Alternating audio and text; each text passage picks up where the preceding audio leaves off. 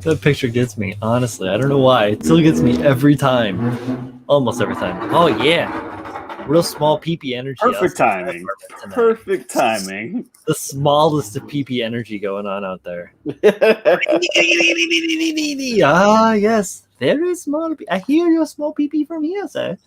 1.6 liters of small pee-pee. Oh, my goodness. What is going on, everybody? Welcome to Thursday's stream, the KotoKai Robo-Dojo. KotoDojo die. My goodness. The KotoKai Robo-Dojo Workbench 102. We're doing things. Paul and I. What are you doing, Paul?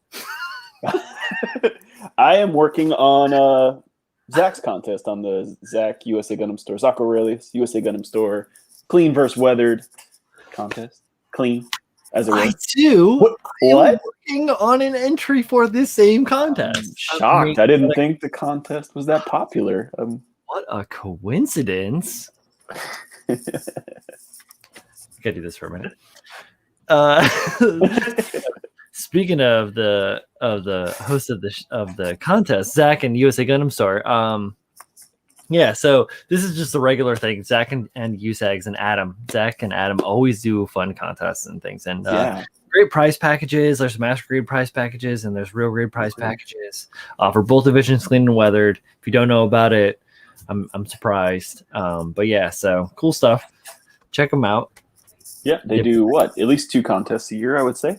Something like that. Yeah. Zach, the last one that Zach did that I remember was the Metro Wigo contest, and I helped. What were those little things called? Nachin. Nachin. Yeah, Nachin tanks. Yeah, from Moy. These guys. I still have to do one. But yeah. Yeah, this is the first one he's done in a little while, though, where you could build Gunpla, really. I would say, right? Like, I feel like it's been a while. It was Nachin, and then it was the oh shit, and I just said it. Metro Wigo. Yeah, and I helped judge that one. That was awesome. There's so many. There was another one that was. Did he do a Make? No. Lincoln is doing. Yeah, Lincoln's doing one now. 2021. Yeah. But I don't think Zach did one. Zach has been working on a few machines, and some bashes and stuff because they were very, very fun model kit to work on. The Gundam Head one. Didn't he do like a Gundam Head or no? That was a long time ago. What the hell am I thinking? I don't remember. Man, he's done a lot of contests, and they're always fun. So yeah, anybody cool too. I have to clean my glasses. Yeah, most people just coming in. Manny's here. Dave. Julio, Guy, Typhurious. What's up, guys? Psycho Zero. Good evening. What it up? What is good? Michael Dawson's in here. Did his overtime today. So yeah, I'm going to be working on that. On Tuesday, I kind of sketched out some panel lines on the kit, just some concepts, some ideas, took some photos of that, and today I got to break this thing down and strip it, get rid of all the gold. Strip what? So, what are you stripping, Paul? I mean, what are you working on? You didn't even say that. Oh, right. That wasn't this stream that I started on. Nope. This exactly. Is the world of multiple streams, my brother. Man, confusing. You think I'm jumping? I don't know what day it is. I am tipsy most of the time, but it's a lot of information. So, anyways, go on. So I'm doing the Hyakushiki 2.0 in a clean class. So I'm going to add some panel lines, some details, and stuff like that to start off with. But I got to strip all the gold off. Get it out of here. So I have some degreaser 505. I don't remember the bottle being this color, so this must be new. But I'm going to soak the parts in this a good 8 hours, and they should be clean. But it'll be 24 because I'm not going to check it in the morning. Nice. Cool. And here we go. Everybody knows I'm working on that. Working on that Stein. For my little bit. I'm entering into the weathered category. And so I'm building this Steinberg that was gifted to me by my good friend Kyle, who is Gumpla out there in the Nethers of Indiana.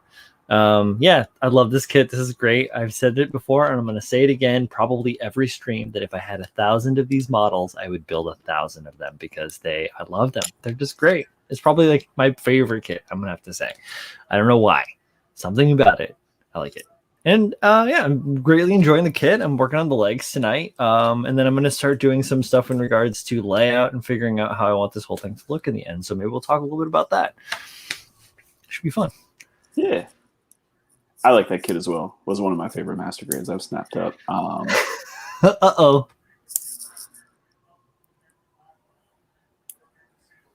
How did I get the giant poster behind me? What do you mean? No, Giants poster. Oh, that's actually a blanket. Giants blanket. Yeah, my sister made it. It was a gift. Oh, here we go. He says, Jets. Ew, bro. All right, so this was a question for me. I remember a while back I had a jig for hole punching perfect circles and styrene sheets. What was it called, and where can I get one? So I think I know what you're talking about. What I did for that is I have a jig that I showed on Zach's Discord.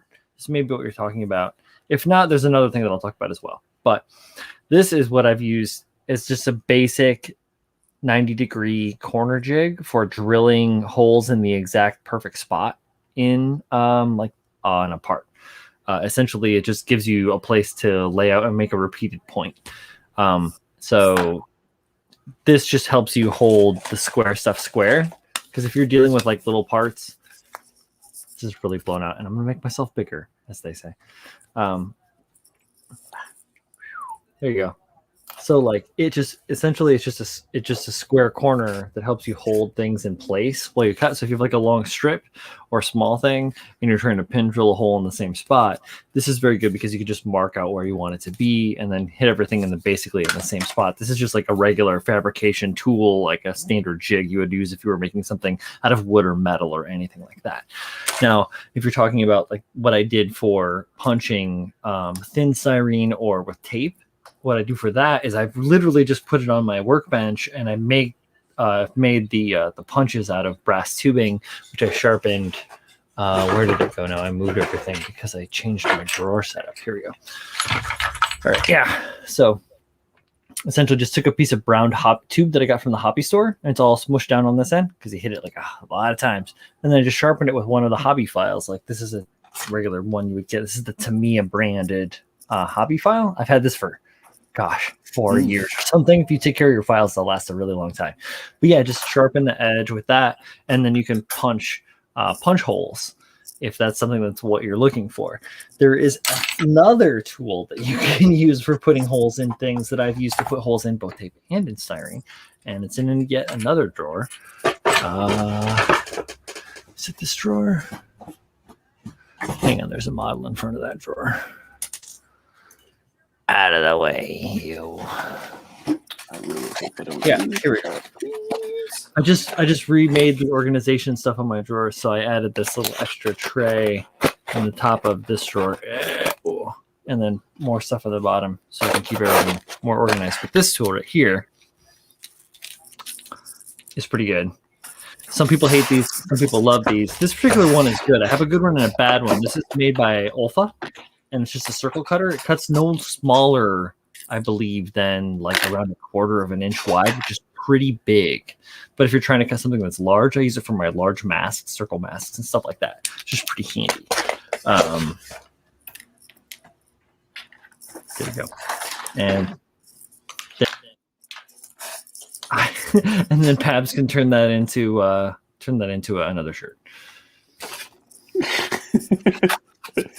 That one's definitely shirt size. That wasn't too bad. Like it's not tank size. Can I just use my fist to punch holes? That's more of a tank top, yeah. No, you can't use your fist to punch holes. What up, Steve? Does a 3D pen work better than styrene? Thomas and I have never used a 3D pen yet. Pab says it's pillow sized. Oh, that's lovely. Throw or like sleeper? Zyko Zero, yeah, of course, absolutely. I know that that's a lot of info. And if you have anything more specific that I didn't, I mean, because I talk a lot and I have a lot of information, it like always is like a flutter. So if you have a more specific question that you need to ask, you can always hit me up in the DMs. It's cool. Slide in the DMs. I don't know, sliding. Nobody's sliding. I'm curious about the 3D pen, though. I've seen a lot of really cool things that have been made with the 3D pens. And I like that idea. It's kind of like effing around with like a MIG welder and like building up and doing. I made like a cool tree sculpture out of like random plasma cut steel offcut and then MIG weld spatter, and not spatter, but like weld, essentially just like beads of weld. Yeah. So I like put this thing together into like a bonsai tree shape, and then I made bark out of MIG weld and like fused it all together and filled it all, like not all of it, but filled it in stylistically. And yeah, that's what I've heard too. Julio says the fidelity of the pen isn't great. Yeah, that's exactly what I've heard.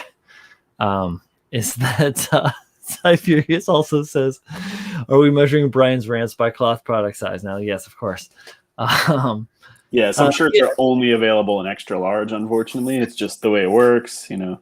You can't, otherwise the print is too small to read. Combination Bible pages, rolling papers. Julio, talking about the fidelity of the pen. I heard that the fidelity isn't super good and it does require refinement, obviously, but it could be a cool way to bridge the gap. Right? It's a plastic welder, right? Think about it like that. That's kind of a cool idea. Like instead of using, if you could get it tuned in right, and if it was the right thing, if it was like polystyrene, I don't know what the filament is, but I assume it's something along those lines because polystyrene is pretty malleable. But like, using that to fill gap and to patch weirdness instead of like doing the epoxy putty and having to wait, right? Or if you did like UV cure, there's UV cure pens too. Like that's interesting. Could be fun. It's an investment, obviously. It's all good tooling is an investment, but TIG weld all the thing.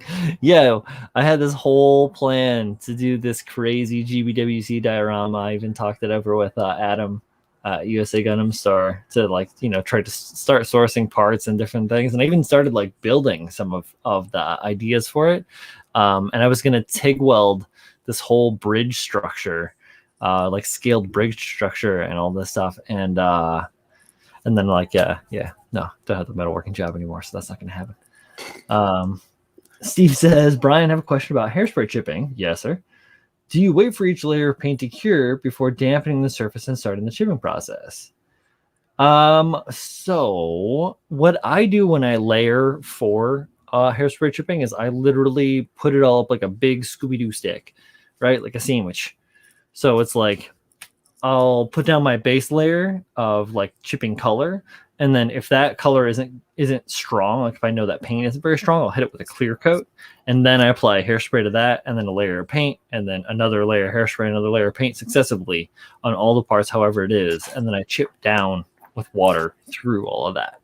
So yes, I let the paint cure, but I also paint everything up to the top before I go down. Now, if you're just doing one layer, of course you want to let the paint dry before you go ahead and like start to work away at it. It's also good.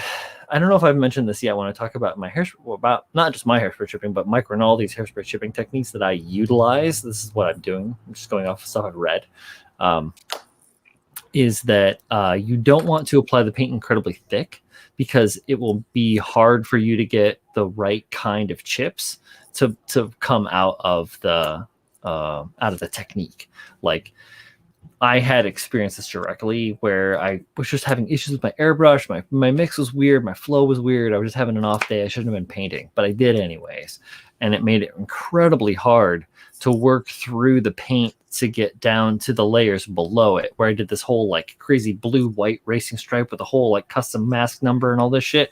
And then I painted over it with the top coat and I'm like, oh, it's going to be great. I'm going to chip down. You're going to see all this cool shit. Yeah, no, none of that happened because I fucked it all up. welcome reality. Lost forever. So you just deal with that shit, right? But yeah, so make sure that you're not putting the paint down too thick. You can put a lot of paint down. Obviously, you want to make it opaque or however you want to do it. But yeah, don't make it too thin. Don't make it too heavy because you want to kind of like add some layers. There's a great website out there called Model Paint Solutions, run by this guy John Miller, I think his name is.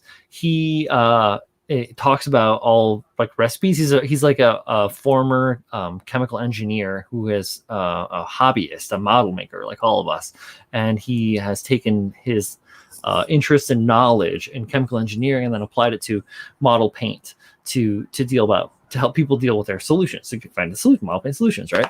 So I listened to a podcast that he talked on a handful of days ago, and he was talking about mixing ratios and how people mix paint and have issues with stuff, and a lot of times they have problems with dry tip or problems with just paint in general.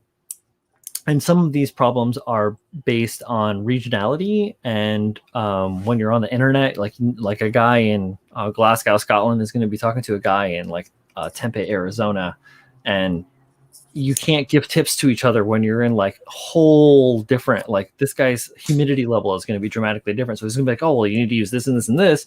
And that guy's going to be like, none of that works. Yeah, because you're dealing with a whole different climate range. But this website and these guys, you can ask them questions, super duper handy. They resell Harder Steenbeck, and they distribute David Union tools as well. So check them out. It's a pretty cool website. I just found out about it recently, and I've just been kind of like noodling with it. I want to share with you guys about that. So we talked about that a little on Tuesday, where so I live in South Florida, and it's generally humid here like all the time, and especially with lacquer paints. It's not very sensitive to ratio here. Like I can generally go like 50-50 and not have to worry at all about what that's going to do. But probably where you are, where it's a little drier, depending on the time of year, you probably couldn't do that. It is currently 25% humidity. Right. Yeah. Outside of summertime for you. Like a lizard. What do you think I keep hydrating myself so often? Yeah, no, it's totally different. And then I also spray acrylics too, which makes that totally like different too. So yeah, you're right. We talked about this Tuesday. I talked about implementing some retarder, which I haven't yet done. So I'm going to do that with my next painting project. I feel like acrylics definitely have a wider range. Not talking about pre-thinned, like forget anything that's been pre-thinned or spray ready, but they have a wider range of like spray readies, except for Moto lacquers. Sorry. Yeah. Like any lacquer that's not like generally 50-50 is going to like start you off somewhere good. Like, with a lacquer paint, but like with acrylics, they can brand specific, like very, very brand specific. No, you're absolutely right. Because and even what you're mixing them with, like, to me, it's not really a acrylic. Like it's an acrylic lacquer. It's an alcohol based. Exactly. Acrylic. I don't remember how the fuck this thing went together. I have to read the directions to go backwards now. This isn't good. It's all good. It's how it is. I do it too, man. Especially if you have to fucking pull. That's why I'm like, clean it up beforehand instead of after. Like, clean up your nug marks now before you have to like try and modify it or like paint it or something. Well, hey, hello, John. Look at that, just being all kind. Hello. How are you this evening, John? I was speaking with Colleen about you. We were wondering how you were doing because you haven't been on the streams lately with people. So, yes. Oh. Let's see. Guy says, actually, now that I think about it, 3D pen used to create weld beads on a tank model sounds like a good idea and a cheat code if it works. That's true, right? It's better almost than Uncle Night Shift's like polyester putty toothpick method. Everybody knows Uncle Night Shift, right? Uncle Night Shift. Making the tanks. I'm gonna build something instead of just hanging out with you. I mean, not that we're not hanging out with you guys. Okay. I Man, want he's to I'm snap up these legs. so nervous about breaking one of these coated parts. It is not good. Well, Oh, then you just gotta fix it. yeah, I just prefer not breaking it is a great way to fix something. Well, it's if you're gonna repaint the whole thing, then, I mean, Yeah, no, but it's like the head. Like I don't want to crack the faceplate in half. That's not going to be a fun day.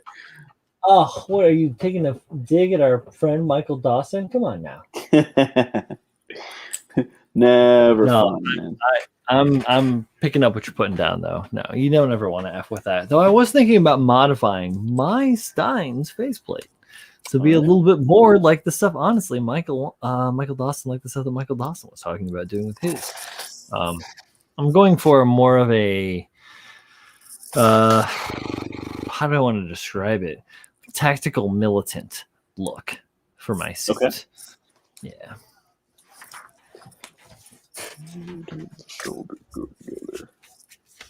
Oh, I should put some tunes on in the background. We were listening to Run the Jewels before, and I can't play that or I'll get in trouble.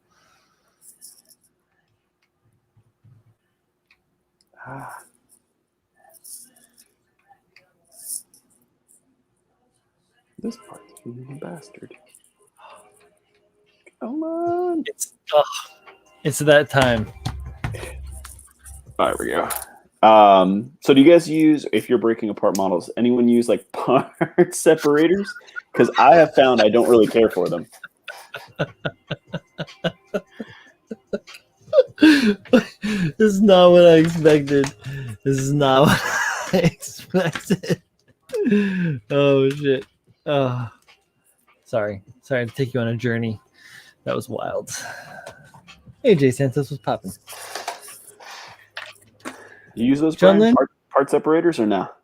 I find that they don't work very well. I have two, I think, and I never really enjoy them. I like maybe with like a perfect grade or like a mega size, but I feel like with master grade and smaller, they're. I will use my wax carving tools. I have like a set of steel wax carving tools where like, these guys are great for noodling into little bits and pieces and stuff like that. Sure. So what I'll actually do is I'll save a hobby blade every once in a while, and I'll cut or snap the very tip of it off so it doesn't come to a sharp point. And it's a dull blade. Like I guess you could try it, but I wouldn't advise it. I use one that I've used quite a bit, so it's not very sharp anymore. And then, like I said, I'll snap the tip off of it and then use that as a part separator. So you can see this one. I don't know if you can see that. It doesn't have a point to it. So it works pretty well. Works very well. But I find those like chunky part separators not to work very well for me. No, I agree. I saw, let's see. No, it wasn't I saw, but I was speaking with the group of participants over on the Mobile Suit Breakdown Discord. And they were speaking, one guy threw up a link. I can't remember if it was Edward or not. But threw up a link to an Amazon like parts separator smorgasbord. It was like 20 or 30 varietal non-marring tools to get things apart with. Sorry, I've gone so long. And I had intended on looking into that even further, but I just never did because I used what I got. Yeah. John Lynn says, I have this little angled blade that comes with my Circuit. Yeah. I'm assuming that's either circuit or tri-cut or something. Cricket? Yeah. Like. Yeah. The cricket? Yeah, dude, that's what it is.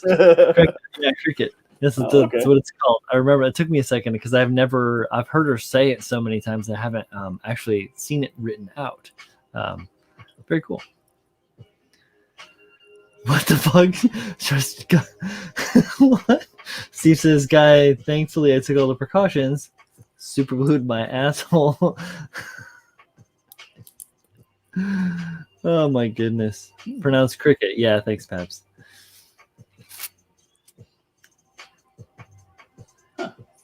Guitar picks, says Julio. Yeah, I have some guitar picks actually right over here. You know what? I have I bought one not too long ago to fix a buddy's phone. I bought like a tool set for for taking like the screens off phones, and that had a really nice one in it. But I don't know. I still just find like I always keep like one long thumbnail at least, so I can gouge in there, do what I need to do. That works. Yeah, my nails are. I got ogre hands. My nails are like thicker than the guitar pick by far.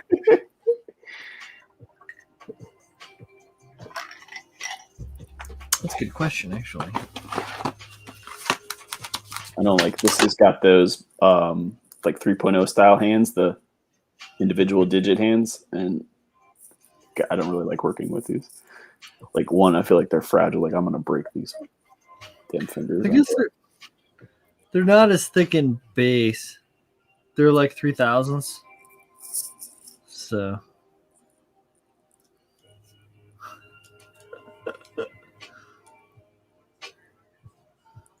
this is pretty chonko. Yeah, that was 35. I should start cutting the pegs when I put these things together, but I never do that. I heard of that, but I don't. I've never done it. I break them too. Daniel. So far, I did break some. I'm batting 1,000. I have not broken anything. Knock on wood. Yeah, well, you jinxed yourself. Should have said. I know. Next fucking part. On this one, the critical, the core build that I have to finish, refine. I have to like actually take some time now that the Macon. Oh shit! Caramel Brown Larry. Every time you guys come on or I'm on a stream with you, I always look straight to the name. I'm like, what's he gonna name himself this time? It's got Julio. You and Julio every time. Oh yeah, I stopped being super creative. I was like, I can't be Ashy Larry, so I can be Caramel Brown Larry.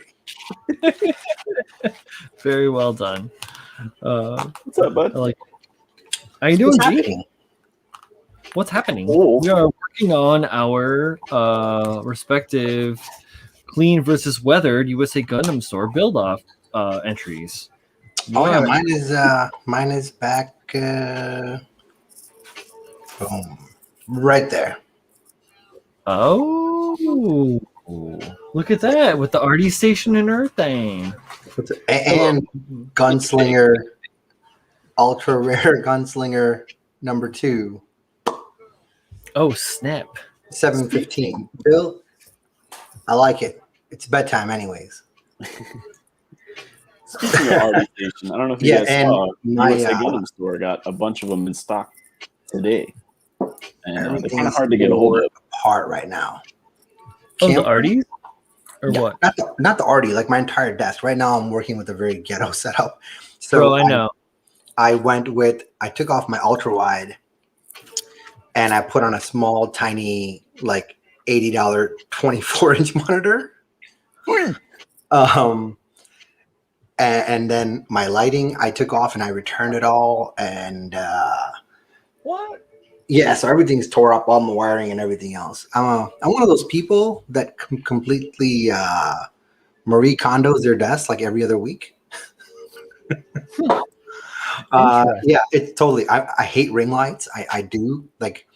I've had a bunch since my old days, and then I bought a bunch because I figured they'd be cheap way to get some lighting, but there's just enough not good output from them. But I'm using this little freaking 10-inch little ghetto ring light as well. And if you can see the table, it's full of everything. Projects. Clutter. Things and stuff. Pads, I returned it. And I ended up buying a very nice a budget photography or video light. But I bought a Godox ML60, which I'm going to put a 24-inch softbox on. And so it will be... Oh, wow.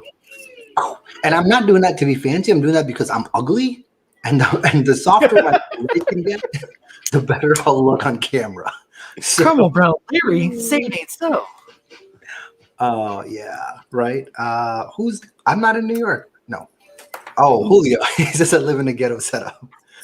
Me too, Julio. If you guys can, I'm 5 people and 900 square feet. We're making it work. So everything is. Right. everything is kind of I mean, at least like if I ever go broke, we can make it work. Right?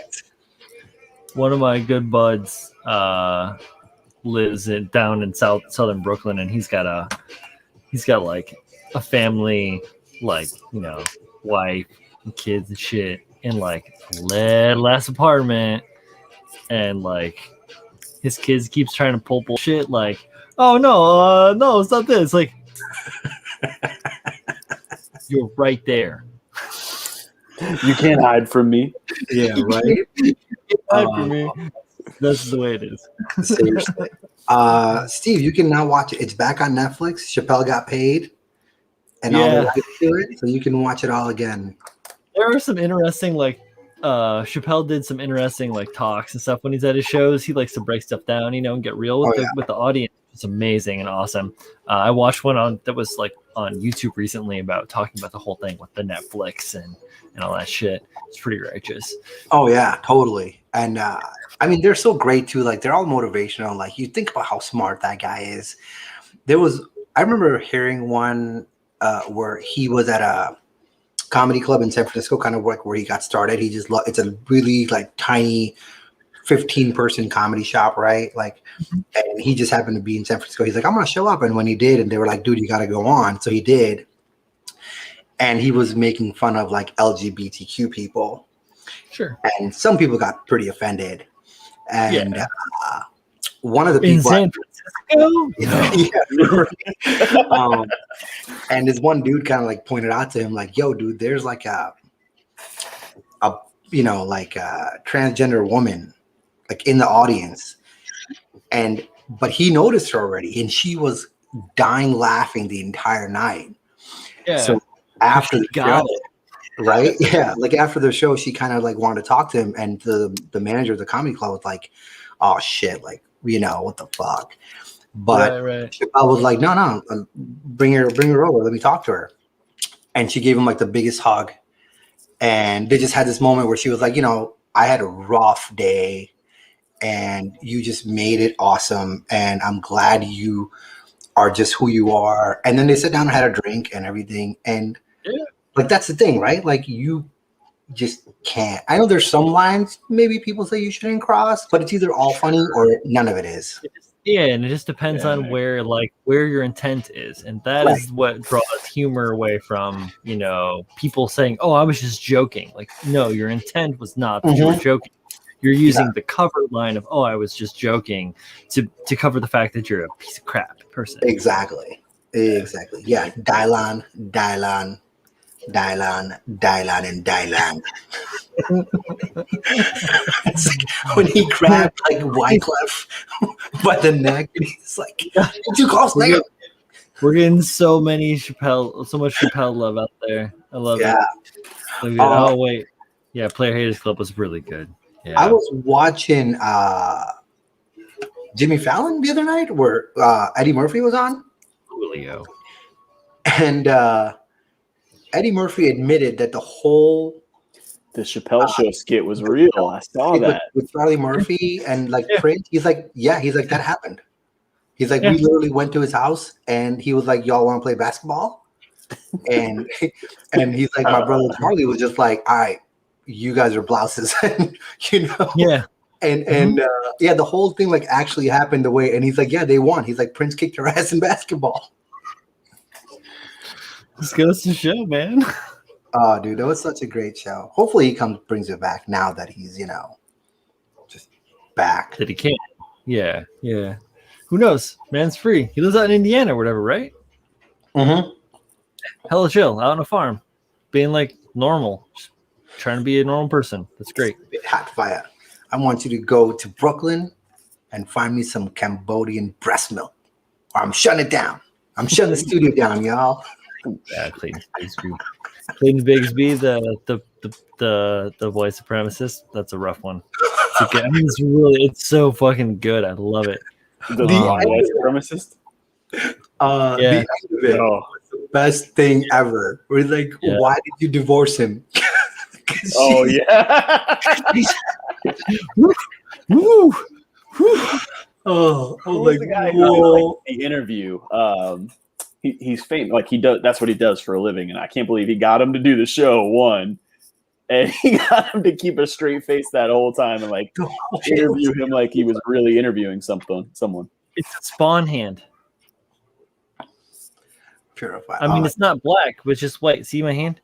The way that it is like outlined with the way the fingers are. It's like a spawn hand, but the weird finger and the short wrist, and then like the way that the forearm is. That's some shit straight out of McFarlane. That's where he got it from. He's another skinny son bitch like me.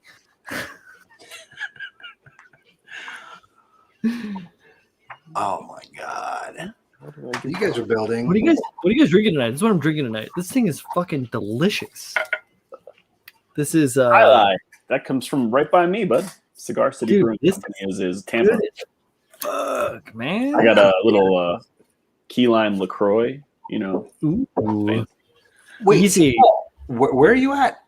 Are you in Tampa? No, I'm in South Florida. Okay. I'm in Palm Beach County. Got it. Because Cigar City, man, I guess they must have more than one location. I mean, the brewery is in Tampa. I've been to the brewery. Yeah, so the breweries so we've done a few events there. Amazing place. Yeah, we've done for work. We've did a bunch of like custom cigars and the brewery tour and like dinner inside the brewery. Yeah, that's in the original one was down in Ybor City, which it's this part of Tampa where originally it was all like cigar factories and shit, and it's actually like a cobblestone street and everything. And then they repurposed all these cigar factories into bars and restaurants. It's a really cool part of town. Yeah, I actually like South Tampa a lot too. Like South Tampa is, and all the strip clubs. Well, my favorite one is gone. So Mons Venus. I was in Mons Venus. Yeah, 2005. Odyssey 2001, right across the street. Dude, there's a liquor store right next to it because you couldn't drink in there, right? So there's a liquor store literally like almost connected to it, and we used to go to the Hard Rock and gamble for a little while and party and drink, and then end up at Mons and pre-drink in the dumpster in between Mons and the liquor store. Before you go in. Good time. I went to college down here, but I went to not to the University of Miami, but I went to a school in Miami, and one of my roommates was from Tampa, and this is in 2005. I can't remember what hurricanes came through, but anyway, we got like a really bad hurricane in Miami, and we had no water, we had no sewer, we had no power. And he didn't have a car like most freshmen didn't. And I happened to have one just because I lived like an hour away. So it was easy for me to, shoot back home. And he was like, listen to me, man, if you get me to Tampa, you can stay with me. Like my parents have power and his house ends up being on the bay. And I left the girl I was dating at the time. I was like, sorry, I got to go. Peace. Bye. Yeah. We spent the whole time in strip clubs. Oh, dude. No, I mean, the whole place is a lot of fun, actually. I'm surprised. I was very surprised Tampa was that much fun because I was like, oh, it's Florida, man. Like, what am I going to do in Florida? Florida's wild, man. We have no rules here. Like, I didn't want to be like Ted Cruz where like, Orlando is awesome. But it was a good time. And actually, one of my favorite restaurants is also the old Union Station in Tampa, like the train station. They converted it into like a really nice French restaurant where the restaurant is actually in the cellar for the bank that was in the Union Station. So like still has the old like vault, and the vault is actually the wine cellar now. So you eat right outside the wine cellar. So it's a really cool experience, and one of my favorite coffee shops too is like literally down smack dab right in the middle of downtown Tampa. Like some of the best coffee I've ever had was at that spot. And my offices used to be like literally like 10 minutes from there. So you lived in Tampa? No, I didn't live there. So like CDW, where I work or used to work and still work with, had an office in downtown Tampa. So I got you. Okay. Yeah, and I supported a lot of the guys in that office. So I would go down there at least every 3 months or so for like a week. Cool. Oh, okay. Yeah. Hell yeah. Hell yeah. But I'm drinking coffee. Yeah. So. Oh, all right. Yeah. What are you out of Death Wish? You need me to send you more? I'm sending you a care package, buddy. I'm almost out. And actually, now I found out we have it locally at my local Target. Yeah, they sell the K cups of it now too. Mm-hmm. Nice. I'm not a huge Sure. K cup fan, but nonetheless. No, I'm a whole bean fan. I grind my coffee. Not for That and nothing. the K cup's like what, like 6 or 8 ounces? Like, what am I going to do with 6 or 8 ounces of coffee? That's the first sip. I need 24. I need the big gulp size of 24? coffee, right? Yeah, 24 is the first cup. Yeah. Yeah. Well, There's that's like, why, like a good 6 more. I got rid of my Keurig, like, because I got tired of having, the little amounts of coffee, and then it was never hot enough either. I literally went back to an old school, 12-cup coffee maker. What do you got? Just standard? You got a Procter Silex? What are you rocking? It's name a few. It was like $13 at Target. Oh damn, Mr. Coffee. Probably not, but it's one of those brands. Yeah, maybe the Cuisinart. So you're not going to get a Cuisinart for that dollar value. You can get a Cuisinart filter for $13. Right? Oh, it's You're not about to get I want to say it also starts with like a K or something. I don't know. It's not a Keurig, obviously. Sure, that's Krups fine. or Krups? K-R-U-P-S? Yeah, Krups. That's what it is. Krups is the brand of the coffee grinder that I sent you, and the coffee grinder was more than your coffee maker. So I don't know that your coffee maker is Krups. Or maybe it's Coffee Mate. Maybe Manny's right. Maybe it's yeah. I don't know. It's good though. What's up, Brandon? Yeah. Oh yeah, more coffee, says Bill. Smack. I have like a KitchenAid, like with like has like a carbon filter in it, and like a brass basket, and like a nice like timer and everything like that. Like I got a coffee maker to last, because the last coffee maker I had was like what you have, like a Procter and Silex or something like that I got from the grocery store for $12. But that motherfucker lasted forever. Just take care of it. You gotta flush it. Occasionally, you gotta run a half and half mix of hot water and vinegar through it to help clean it out. Yeah. That My mom's still got like a Cuisinart percolator from like 1982. That shit still works fine.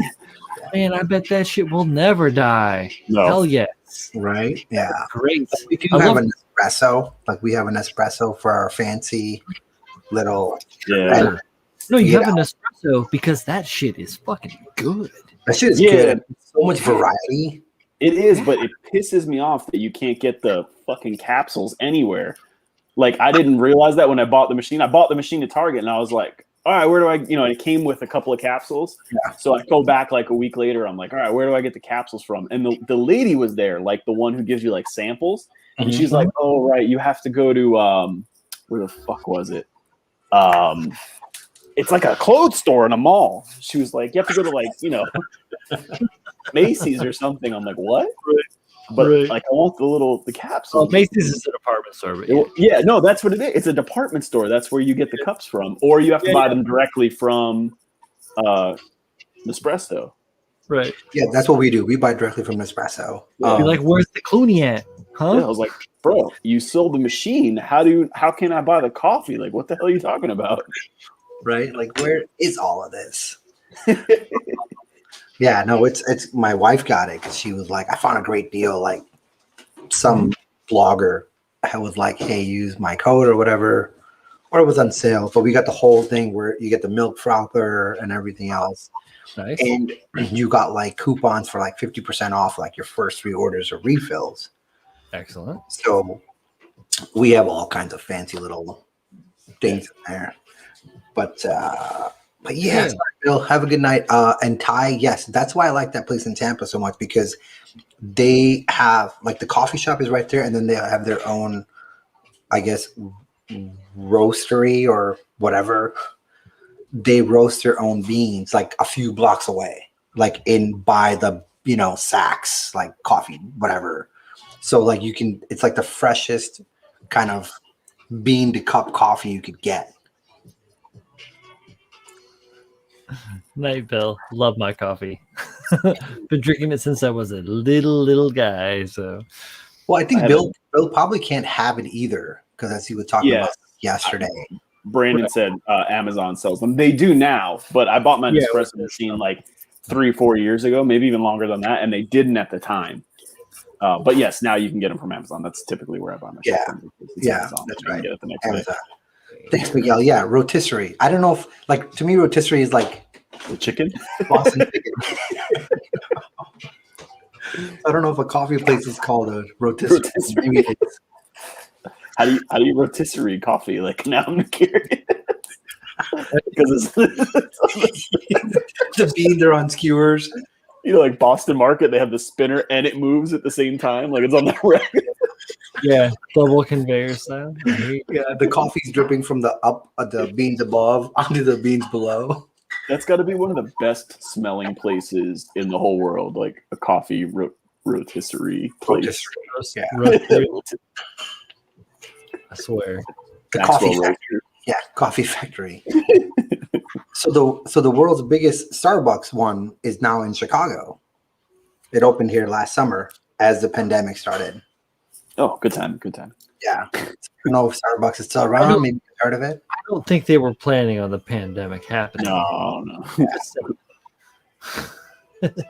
Or maybe Starbucks planned the whole pandemic. It's like they're like population control. We just can't put so many people in these Starbucks anymore. Hey, easy. I'm pretty sure Amazon had a point in it. They were like, "Oh, you just have to stay home and shop, huh? Damn, that sucks." Oh man, yeah, dude, yeah. What if like between Tesla and Bezos? You guys got to see what they changed the image to on my camera on my TV now. Oh yeah. It is the same thing that it's been for the last like 20 minutes. Oh, Homer.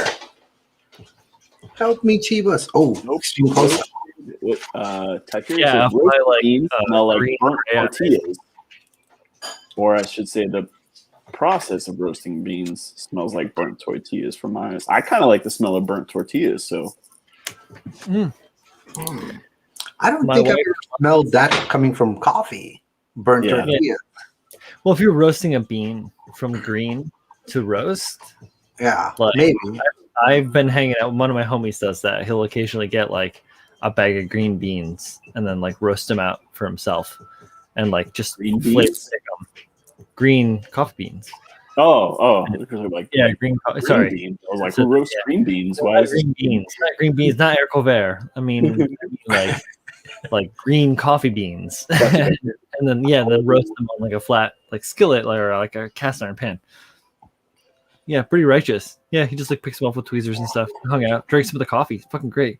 He does this like super fine Turkish ground where you like just pour like a tablespoon of the grounds in the cup and then pour boiling water on top, and then you just let that shit sit and you stir it up and just drink it out. You got to be careful though. Because the first time I drank that, I'm a coffee killer. I'm a Midwest boy, so we finish our cups of coffee.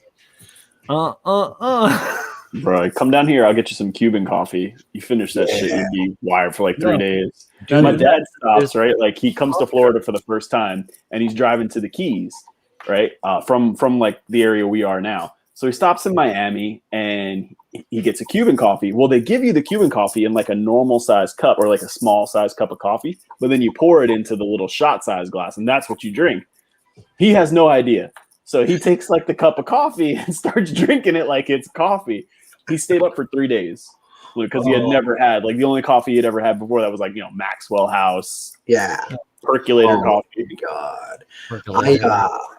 I had once, this was actually maybe 2 years ago, the first time I had Cuban coffee, and I'd already had like my 3 cups in the day. And this was around 5 o'clock, and one of my buddies, he was like, bro, we got to go to this spot called Cafecito. You got to try Cuban coffee, because we were on the way to an event. And he's like, we're going to be out late. Let's get some Cafecito. And I'm like, all right, I've never tried it. And, I got a double. and it was like, still pretty small. Yep. And I just, shot it down. And about 20 minutes later, I was like, dude, I'm about to have a heart attack.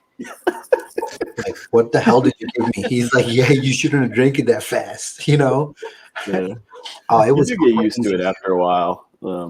Yeah, you get used to it after a while. My wife is Cuban, and my mother-in-law makes it quite a bit like after dinner. Oh, nice. Yo, later, Michael. Have a good night, man. Enjoy the pizza, Pepsi. First couple times I had it. Hell yeah. Vietnamese. Well, I've done a pretty fine job of derailing this stream with this coffee talk. So, yeah. This is the casual stream. Vietnamese coffee also has a ton of caffeine as well.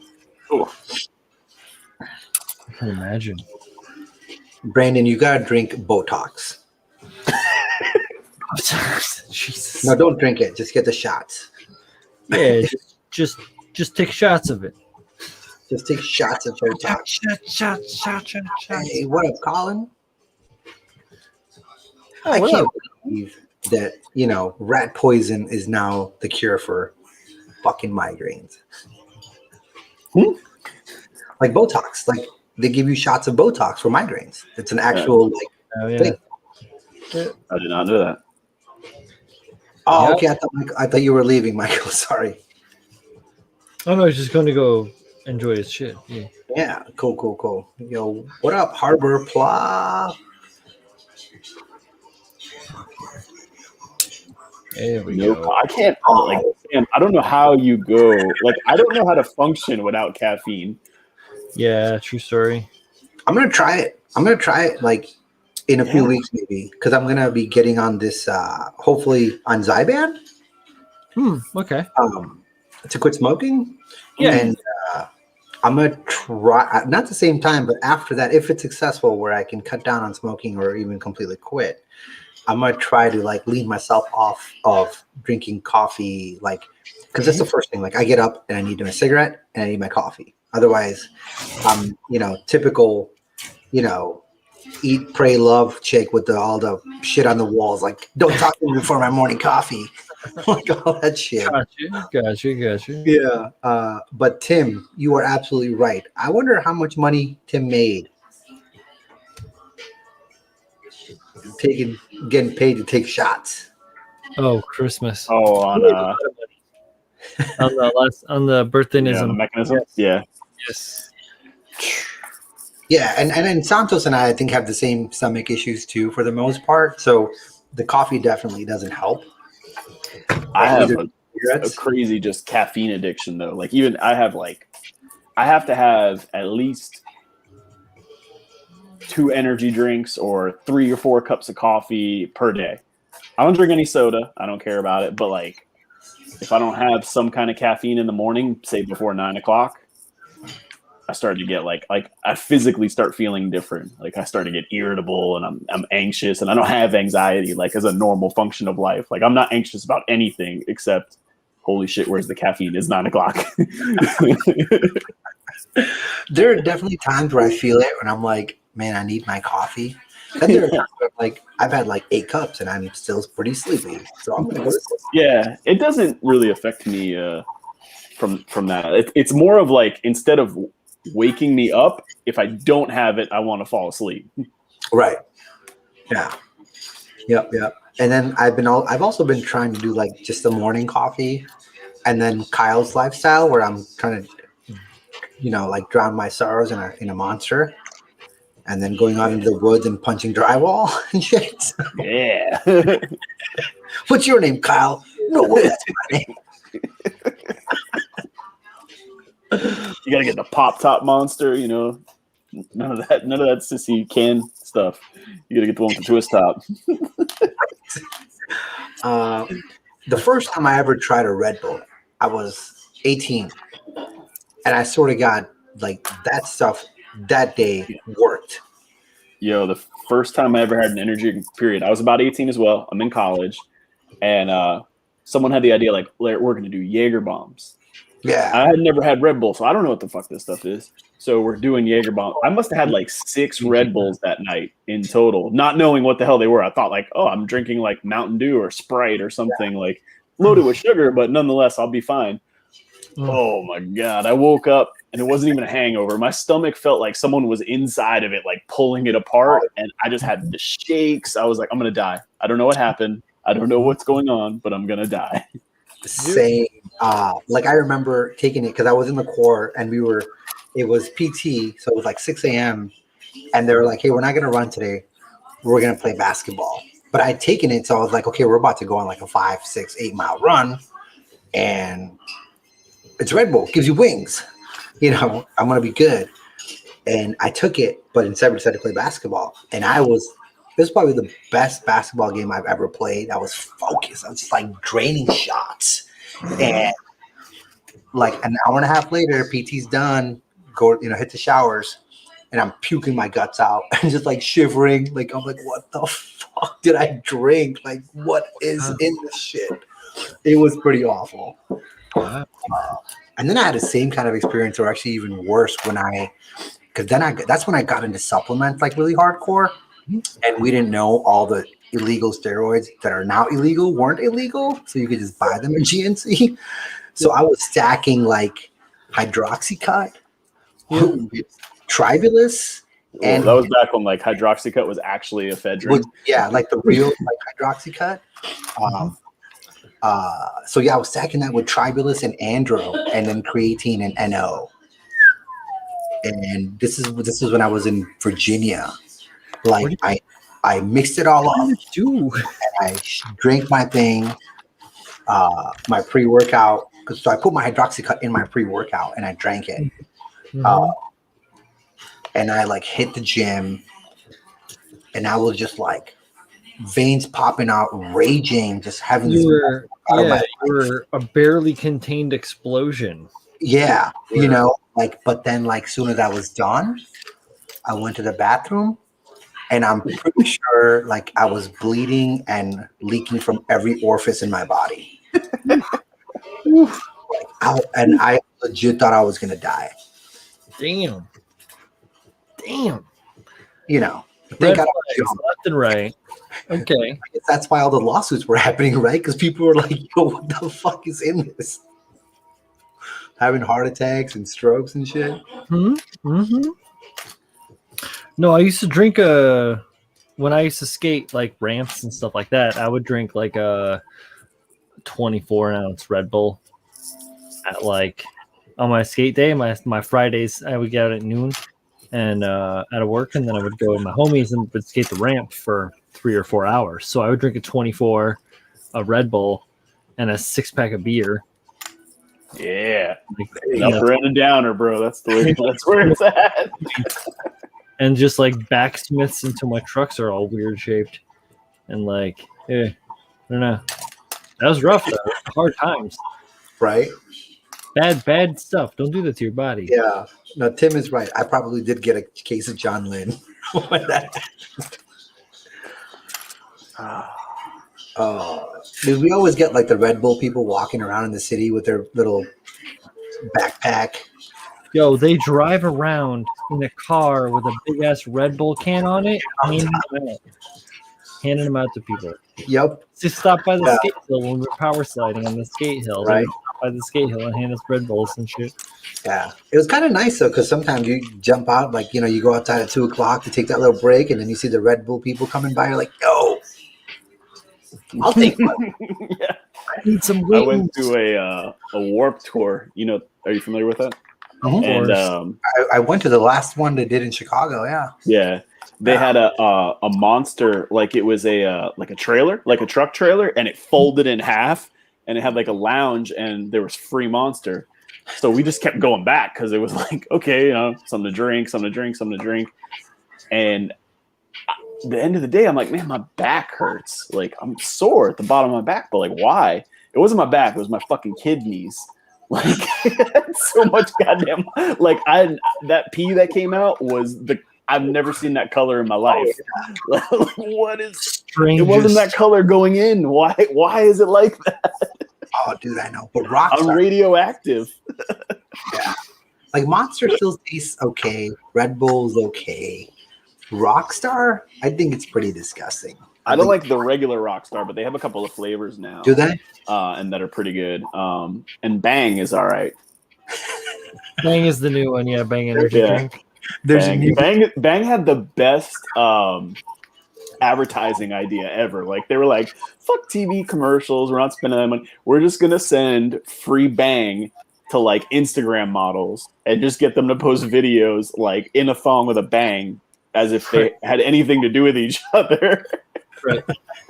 There's like a comedian who goes around like Walmarts and like grocery stores pretending to be an employee and messing with people. Yeah. And he'll usually like go up to like random girls in the store, be like, "Hey, you want to bang?"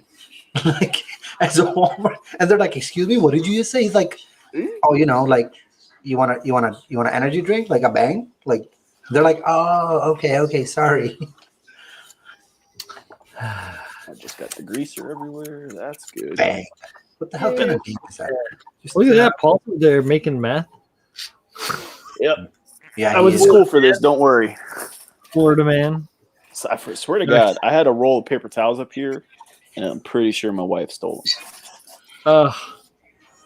Brian, are you using a webcam or your actual Dizzler?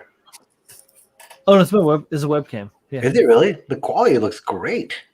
It does from time to time look really good. I think it has to do with like feed and like karma. I don't know.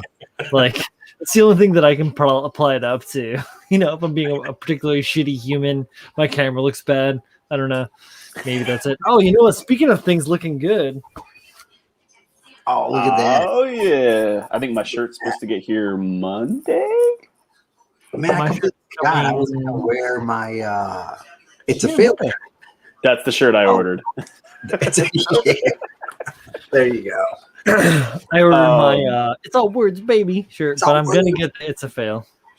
So I ordered something. My wife actually ordered something, and it came from Indonesia through DHL, and it has the weirdest shipping I've ever seen. It went from Indonesia to Singapore to China to Miami to Los Angeles back to Miami.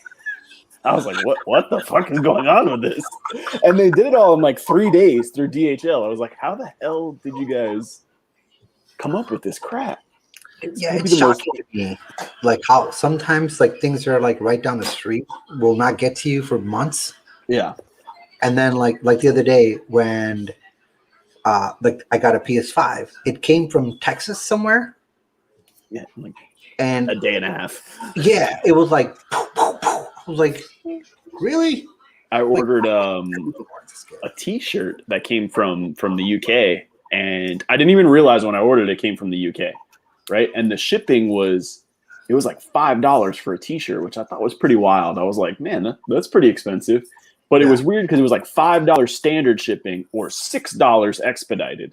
So I was like, well, fuck it, I'll get expedited. So then I get the tracking info and I see that it's coming from the UK, and I'm like, oh man, I wasted my money because like it's not actually going to be expedited. That shit got there in 2 days from the UK to my house. I was like, I can't get shit from Miami an hour away to my house in 2 days. Yo, exactly. That's impressive. Oh, I say, yeah, I feel like I got my dollar's worth. Like, hardcore. Poor DHL guy. Damn, Brandon, 30 packages a day.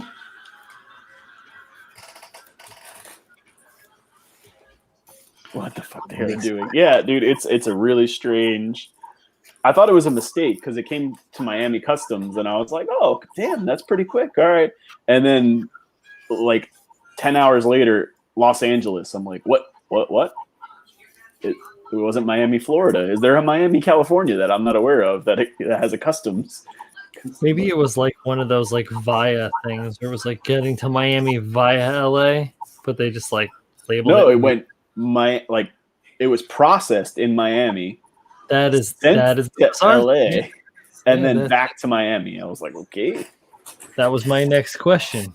Like, did it actually? That paper trail followed it? Like, wow. Strange, but And I ordered from Chicago to Michigan. Yeah. It went to Miami, then to Texas, and then to Chicago. Yeah. Yeah, and actually, Guy, I sent Guy his the Wing Zero from our 100 stream, and that took like a real strange. I think he's in Tennessee, if I remember right. And it went from me to Minnesota down to Tennessee. Wow. Actually, speaking of, you know what came in today, Ty? I think Ty mailed these out like 4, 5, 6 weeks ago, and it got here today. Wow. So I we're just doing a lot in boxing. I just shipped half of my stuff that I need to ship out for the 100th stream yesterday. I'm gonna ship the other tomorrow. I still have I finally boxed everything out, but I still haven't shipped it out. Luckily, the Wing Zero, I still had the USA Gundam store box, so I literally shipped it back out in the same box. But we did that. I dropped by on Saturday because I knew like if I didn't get it out that Saturday, it was going to be like a month before I got it out. So I was like, you know what? Get this out of the way. Saturday morning, because I actually sold some PC parts too or peripherals, so I gotta send those out. Did you you decided on going the Apple route that we were talking about? So last night I was gonna do it, and I was like, you know what? Do I really want to buy a new computer just to run one program? Like, let me sit on this for a little bit, and who knows? Maybe October by October they'll release M1X or whatever the hell it is, or the M2. I'm like, really, dude, think about it. And then this morning I got up, I'm like, I thought about it. I'm gonna get one. and when I went to go order it, sold out. Oh no. The universe course corrected you. Exactly. And it was in stock. It was in stock the night before. It was inside. They had 11 the night before. Ugh. And this morning. So I'm like, the universe, like, definitely, that's a sign. I'm not gonna get one. I'm just gonna wait, But so I just opened this envelope. Ty, always so amazing with his sentimental words. So thank you for the kind words, Ty. I appreciate that. But the stickers are pretty dope. Look at that. We got the holographics. Oh, nice.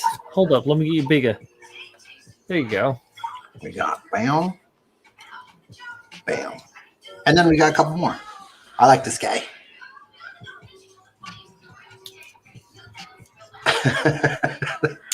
That's Nozaku. Boom. Thanks. Thanks, brother. I appreciate it. I'm going to add this to my Ziploc bag of stickers. And one day I'm going to stick them on something and put them on the wall. Hold up. Brandon is saying, Brian, do I like heat colored titanium or raw titanium? Heat colored. Sure. I don't know what you're talking about, but okay. You see it like when you really heat up titanium, like when you weld it, especially. Oh, no, I know what you mean. Yeah, you see that like blue, but like in what context? That's what I mean. I don't know what he's talking about. But that's cool.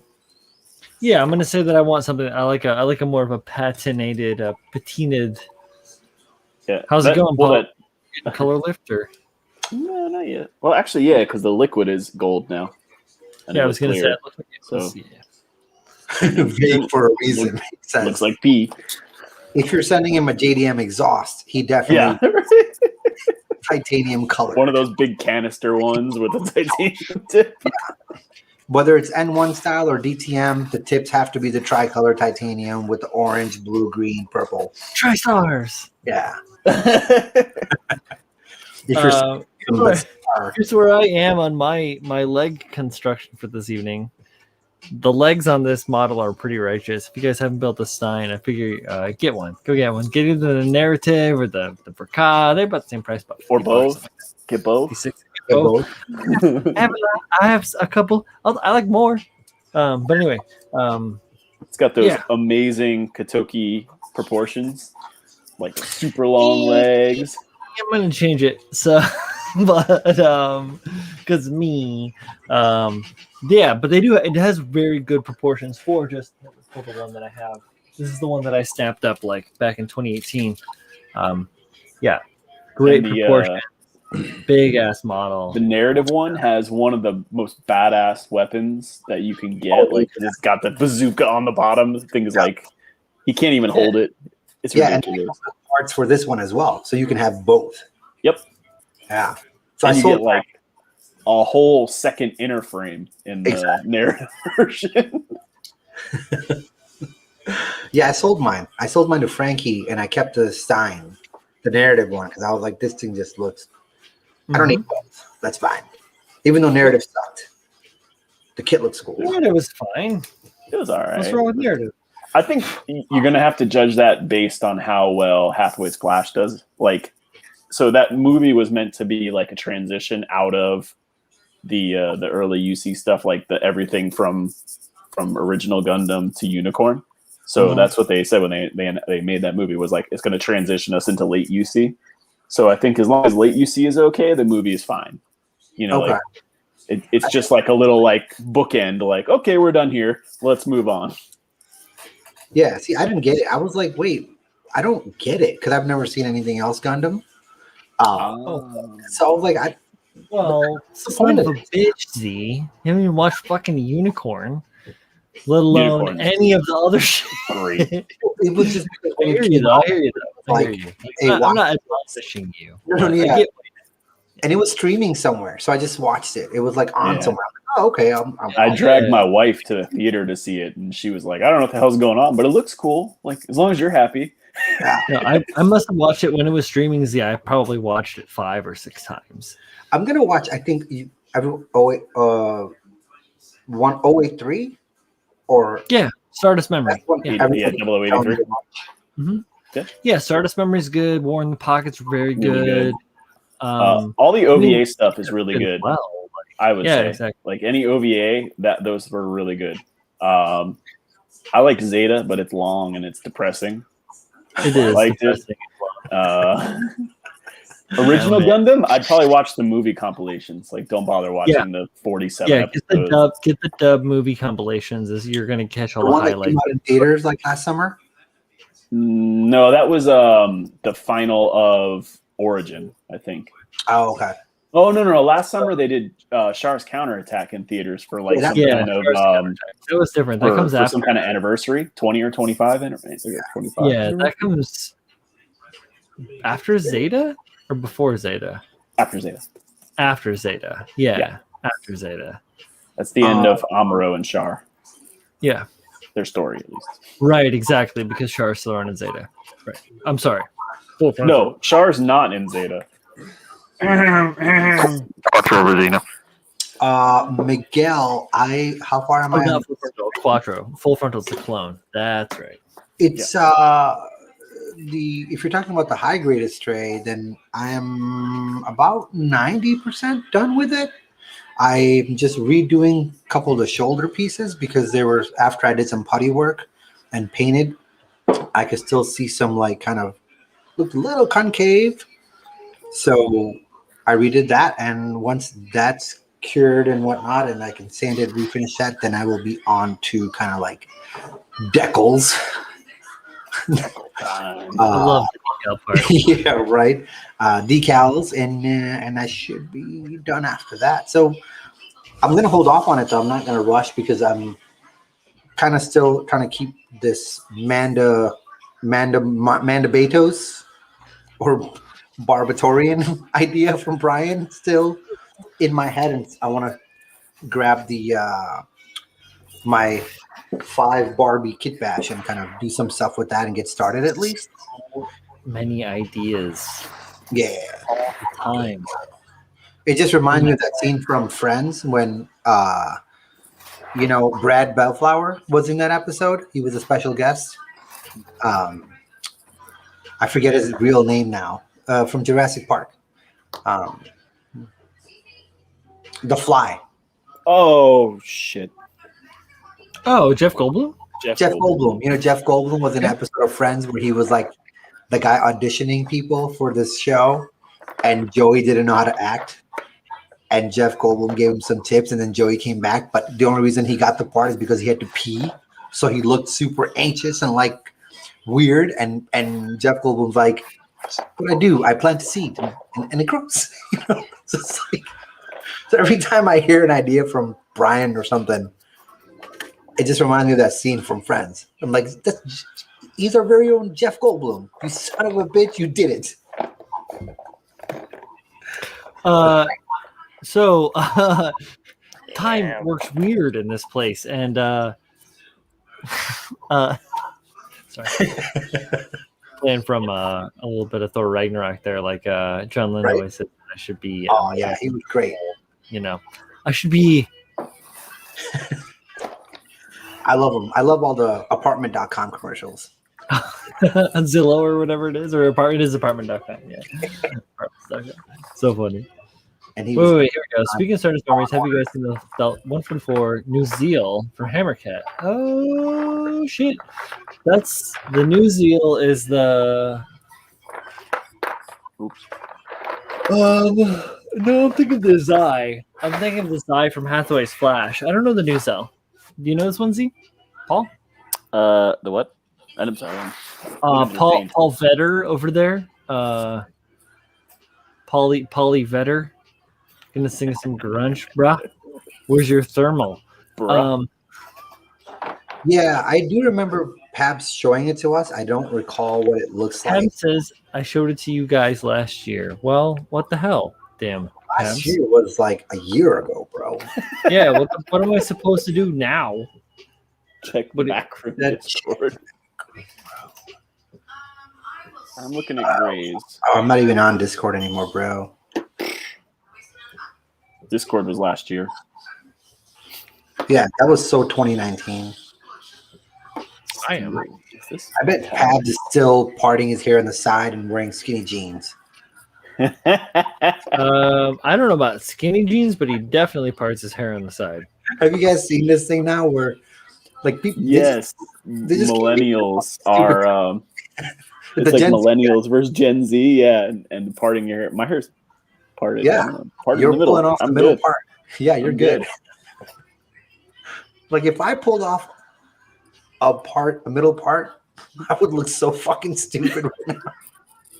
But I guess when my hair is short, it actually parts on the side. It's just like it gets when it's this long, it's heavy enough that it just falls down that way. Mm-hmm. But yeah, like because I started, you can see mine is kind of slightly off center. That's the natural, but because I shaved the sides, I just like. Yeah, you guys want to see? I just make a mess. See this right now. Last year was 2020. He showed it in October, last day, Halloween of 2020. Wow. This color looks kind of green. It's Halloween. But yeah, I've been going for more pompadour this year, or even last year. It's dumb. It's a dumb width and a dumb length. My hair's dumb. So I haven't got a haircut in like 3 months, and I'm looking pretty like fucked up. But I'm at this point where I'm like, you know what? Who gives a shit? I'm not going out of the house, really. I should just honestly maybe try Gunpla Paul. I was gonna say, see, your hair doesn't look bad. See, like I cut it all off in like March. The problem is this: like it was like right above my eyebrows, but this is happening since quarantine started. So now I wear hats. I wear hats. Backwards hats only. What are you doing with your hat forward? I don't have that, but I still wear hats all the time. Because I have like my hair is like straw. So my hair used to be strong. 40 at strong. 40, my metabolism stopped, and at 42, balding started. And I was like, that's one thing I'm never gonna have to worry about, is losing my fucking hair. Nope. I turned 42 this year. When motherfucker, what are you trying to say? It's all downhill from here, bud. Oh, that's cool. I already got the 5 head, as you can see. Right. Full scale Skeletor bus looks amazing. I have not seen this. I'm sure, man. Never have I. A Skeletor Oh, Nuziel is the giant mobile armor that Ana Velgato piloted at the end of Star Wars Memories. Oh, okay. Some of those, like, especially right. like the Xeon names, like start to get real wild, and I lose Well, track the of like Nuziel what's wasn't. what. All I know is that Nuziel he wasn't told me I'm around. the guy who stole Unit 2. I don't know. I think that's Stardust Memory. Maybe I don't know. Yes, yeah. But GPO2 is Stardust Memory. yeah, I stole Unit 2. Apparently, I do like that kit though. Someone I know recently acquired one. Hopefully that's going to get a 2.0 at some point. All those GP things. Yeah, deserve the a news. 2.0. Oh, dude. That's what I Or thought. like That was. whatever Grandpa just got. What is it? The The Unleashed. Unleashed, dude. If the GPO2 gets an Unleashed version, whoo. Yeah. Or what is the what was the unicorn called? The MGEX. MGEX. Yeah. Yeah. I'm anxious to see if they continue that line and what comes out of it, because it's like they're acknowledging like this kit's not going to be $50. Like we're going to do something stupid and it's going to be $160. Sorry. Yeah. But they kind of, there were some artists that they paired up with to do those lines, right? I don't know. Well, the EX, I think the MGEX is a KotoKai design for the unicorn. I don't know what the Unleashed is. I don't know who. Not the Unleashed, MGEX. I thought there was someone very random that's not Gundam related. Well, it was like a collab. I don't know. I could be totally wrong. I don't know Gundam. I think if we ever get like that master grade Kshatriya, that'll probably be like an MGEX. It was with KotoKai, MGEX. It was with KotoKai. God. He knows what he's doing, man. He knows what he's doing. Yeah, Guy. I usually, my fade is usually high and tight with the side part. So the typical douchey corporate guy cut. Now you're gonna have to get a fade with a mid part. Like I don't even know how that looks. Use a mid part. A fade hard mid part. Yeah. Well, if you do the fade undercut mid part, then you get the trunks look. Have you ever seen that movie Lawless with Shia LaBeouf and Tom Hardy, where they're like bootleggers? Do you remember Guy Pearce's character in that? He had like the hard part, center part coming in. Chris Pab says Z's totally wrong. Pretty much how all our conversations start. Damn. Pabs. I mean, at least he's a conversation starter, right? Cold as ice. At least I get the party started, and then I let all you smart guys come in and show your smartness while I sit there and look good. But I used to also, like with my part, I get my barber to actually do a straight razor to actually like carve the part in too. The hard part. Yeah, the hard part. And I loved it, man. It was awesome. I was like, dude, I don't have to worry about it. I just come out of the shower and there's my part. It sucks though when it starts growing back in and you get to go. Shit. Yeah. Like, ooh. That's a hard one to transition out of. Like you're like, all right, I'm done with this hard part. Now what do I do? Because you have to go that high then. Like, so I did that. So in order for me to transition out of it, I had to go Mohawk. I literally had to go Mohawk. So my barber do like a faux hawk to get it up to the part. Yep. So super high and tight fade, and then I was like, dude, here's a picture of Hawkeye. Just end game. Just do this. We'll be fine. Sure. I went the last time I did get my hair cut, like I said, it was like March, and I had hair. It was almost as long as this. It was a little bit shorter, and I go with a haircut that's like it was kind of like shaggy, right? And I had enough hair to do any men's haircut known to man, and I walked out of there looking like fucking Ellen DeGeneres. I was like, what the hell is this? And it was the first time I hadn't gone to like a barber in like 10 years, because I was like, well, a barber's not going to know how to do this, right? Because they don't deal with long hair. They're going to want to like clipper it and, fade and da-da-da-da. So I go to like a salon, Ellen DeGeneres. Dude, like, fuck. I'm never coming back here. Same experience too, because like I'm very used to going to a barber, even if I have long hair. Like I had a barber somewhere where I would like always be the regular, just wait all day, get my hair cut and all that. And then I grew it out for a while because I wanted to try a different style. And I'm like, so this was way back. I wanted to do the whole like super crazy faux hawk, like Cristiano Ronaldo faux hawk, Okay. you know. And I grew my hair out everywhere just so I can go in and be like, hey, listen, there's enough hair here for you to take away and give me this look.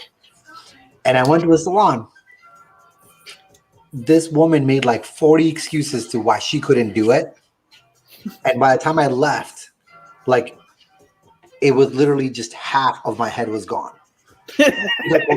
She's like, now all you gotta do is just like put hairspray and stuff in it and just like go like this. And it'll look like that. I was like, look at this. Look at my face. It was like I don't know why. I think they're just like how to cut women's hair and dudes' hair. They're just like, don't want to fade. What? Yeah, it wasn't a good look. I was like, man. And I picked out like a young girl too. Like I was like, I'm not gonna go to like some 50-year-old lady because I'm gonna end up with like a bob. Like I'm gonna have like the Karen haircut. So I pick out like a girl. She's got like fire engine red hair and like tattoos everywhere. And I was like, this is my girl. Like she's gonna know what's up. She's gonna know what's up. What'd you walk out with? The Ellen. Gym. Exactly. Ellen you walked out with a bob. I walked out with it was like a. You remember the Caesar from a long time ago? You used to have like short hair and used to gel it all forward. It was the Caesar, but just a little bit longer. Like Drake before you hit puberty. You look like Simple Jack. I was like, I could have done this at home. What is this? Yeah, like, and I just left. Like my wife was getting her hair actually done by the same lady. So I got my hair cut. I leave, and my wife was gonna like take care of everything because I didn't want to sit there for 3 hours. And the lady was like, "Your husband's kind of quiet." She's like, "Yeah, he didn't like the haircut." Right. He hates you. He hates it. Yeah. Like I've never, I think, not paid for a haircut, even if it was bad. But only like, and I never really kind of want to talk shit to him either. But I can recall twice, at least 2 times in my life where I was like, yo, what the fuck is this? Like, really? This is not what I asked for. Yeah, I've straight up had that. My hair is like weird. So like when it gets wet, because it's like the weirdness of it, like when it gets wet, it like sits like flat and it looks like straight and long. But when you cut it, and then it just goes. So like sits up. So I've gone in and been like had like a fair amount of hair and gone in to get a haircut and then gotten like the Caesar or whatever like Paul talks about and walked out with that, not trying to get that, but then being like, I know what I'm doing. I went to barber school or whatever. Right. Nope. That's why I mean when you get like a barber, you never want to leave that guy. Like once you're comfortable. Yeah. Once you get a good one, they know. I've been like where I'm like, shit, I gotta wait till next week to get a haircut because my barber's busy. And my wife's like, well, just go to another one. I'm like, what? Yeah. What? Did you go to a different hair girl? A color girl? Like, listen, you can't cheat on your barber, okay? No. Like, no. Yeah, I used to. My barber is in the city, so I don't go to him anymore. But when I start going back to work, I will. And dude, once you find one, man, like this guy, like lines up the beard, the straight edge, everything. Like I don't have to tell him anything anymore. It takes an hour. I have to wait 5 hours, but I bring my laptop and just work. They've got a little pool table so you can take a break and play while that's happening. Nice. But you sit down and just enjoy the hour of pampering that this man gives you. Like he knows. Yeah. That's the spot. Like once you don't even have to tell him anymore, like what you want. Like you just walk in, sit down. Yeah. Just take care of the beard. Thank you. Right? He's like, I lined it up for you, bro. My dude would even do like the eyebrows. He would shave down the eyebrows, like everything. He does all of that. He does all that. He'll like, if when he feels like it, he'll even like put like the black, like the wax stuff. Yeah, and I'm like, dude, really? He's like, you gotta look good leaving out here. You're representing me. I'm like, okay, sure. If I go to him now, he's gonna be mad at me. If I go to my barber now, he's gonna be like, "What the fuck, bro? What is all that hair? That's gonna take me like 2 hours. What's wrong with you?" Oh man, I like it when they're honest too. If you go somewhere new, like I went somewhere once and I was like, "Hey, can you do like a high and tight?" And then part on the side, and they're like, I can do a number 2 fade. Anything less than that, come back another day. Couldn't see somebody else. I was like, "Oh, okay." To just clean up around the edges. And I'll see you next week. Thanks for being honest. Yeah, appreciate that. Oh man, Thomas, you have shoulder length hair. Shoulder length. Is it going to be too much? Plus, I don't want dreads. Yeah. Yo, later, Steve. I guess I don't do anything to my hair. I just wash it. Oh, can I see? It dries and it looks like this. So it's no more or less work. It's actually less work than when it was short, because when it was short, I had to put like shit in it to get it to look right. It is. Like if I want to make my hair look nice, like I have to wash it and then blow dry. And put like wax in it or whatever. Pomade or wax in it. And blow dry a little bit more and get it to puff a little bit and get over. And then it's humid outside. You're like, what the yeah, or you go outside and it's windy and you're like, yeah, fucker. Should have wore a hat today. Here's what I do. Yeah. Oh man, you have the luxury of having caramel brown. That's why. Sometimes it's a beanie. Dude, is Steve sick? Did he get John Lynn? He caught John Lynn? No, Steve is late. You guys got to do stuff. He's got to get up in the morning, order some resin. He's got to get up early in the morning. I pulled a douche move on them. I ordered a bunch of paint, and then like a day later, I was like, "Oh fuck, I forgot all of the chisels I wanted to order." So I made another order like a day later. I'm like, oh. I don't think that they mind at all. No, I know, but I feel like if I could have just ordered this all at the same time, it would have been less work, huh? Yeah. Sorry. And the shipping. And cheaper on the shipping. Yep. Where'd you order from? USA Gundam or Galactic? Galactic. Yeah, I ordered some Gaia paints and a couple of MadWorks chisels. I have a couple, but they're like kind of in between sizes. Very nice. And I ordered the MadWorks chisel holder because some of them do not fit into like the yellow alpha handles. Yeah, the cutter handles, the knife handles. That's the word I'm looking for. Knife. Yeah, so I ordered a holder. You have ones like the flat end inserts? Yeah. Yeah. I have one right here, actually. Yeah. Oh, hold up. Bigger. I remember, let me take it out of the package. What's his name? Dash. I can't think of his first name now. He used to make like a 3D printed holder for him. Yeah. And Dash. Kevin Dash. There you go. Yeah, Kevin Dash. Yeah. I don't think he makes them anymore. I haven't seen him. I have to go check. I don't know what he does. I haven't seen him since his book. Yeah, I have his book. He I think he's posts working on something now, actually, but yeah, he's working on some shit.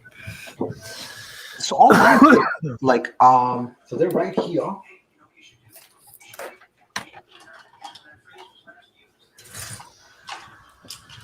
this thing sits so long on the man. I don't mind that. Like, I actually like how far they stick out because I find them easier to use that way, as opposed to like choked way down into the holder, or just personally. But I think that's just like, I think that has a lot to do with like how you write and stuff. Because I write that way, like control on the pen. I write like far out, not. Oh yeah, see, So like I don't know, it just feels natural to me to have it further away, but to each their own, I suppose. Oh, you have those? You have the holders? Yeah, so I have all of them on Olfa handles, thanks to Pabs. He doesn't give bad, it does help you go broke real fast. Yeah, because the Olfa handles what, like 15 so bucks? yeah, so literally I bought the whole set from Galactic actually. Yeah. So yeah, I got them all. They work great. The MadWorks? Those are MadWorks? The MadWorks, yeah. Nice. You know what? I've not tried it on my. I was using an X-Acto knife handles, and maybe with that it would have worked. Yeah. Might have. The only I saw problem, like Tim's got those like what is that brand? Noga.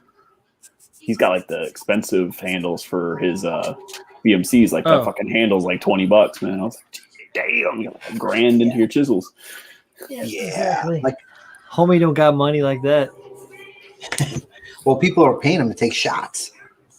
Yeah. People Not pay even me to start drink with that.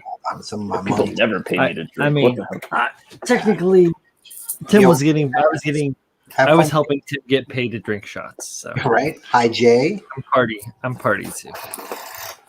Actually, see, I never tried to stick it in the Olfa handle. Yeah, the only problem I have with this is like the caps don't exactly fit perfect. Yeah, yeah, because it's way further up. Yeah. So they're kind of loose. And then, but what I did was kind of put a hole in the middle of them, which, well, some of them already have holes in the caps. So I try to line up the chisel tip to just come out of it a bit and then twist it on and then boom. Dude, the MadWorks handles, like, or not the MadWorks, are they the ones that are multicolored? Like you could buy different color ones? No, the MadWorks handle that I got is black and red. The black and red. I gave that one away. I gave it to Frankie because I liked it, but it was kind of weird, like where you had to. It looks a little bulky. Oh, it's the only thing I'm kind of I worried like the about. weight on it. It was really nice. But the way you put them in, like you put it in and you spin the front and then you spin the back as well. Like you won't, they're Right. counterclockwise, or clockwise and counterclockwise to tighten it up. And I was like, this is annoying. See, I have like the 1 millimeter, and I don't think that'll fit because that's got like a super fat. Yeah, that's not going to fit in there. Bigger tang on it? Huh? A bigger tang on it? Yeah, hold on. I'll see if I don't know if they're going to show because this is a 0.15 compared to a 1. And first of all, the shape is like completely different. This is Yeah. the 1 as opposed to the 0.15. Like just in size, it's crazy difference.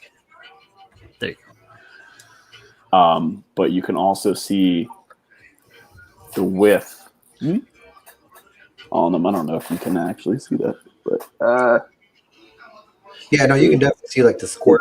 Yeah, it's square exactly. Yeah. It's almost square compared to like these ones look like blades almost. They're about the same width as a knife blade. Yeah, but this one will not 11, fit in there. Yeah, you got to get the. Actually, I was using it on the Dom resin kit to like clean out a notch, and I had to use it like hold it like this, like. Man, this is stupid. Yup. I think though that design is probably more like this design is more prone to them maybe bending, versus the other design is probably more prone to them actually snapping.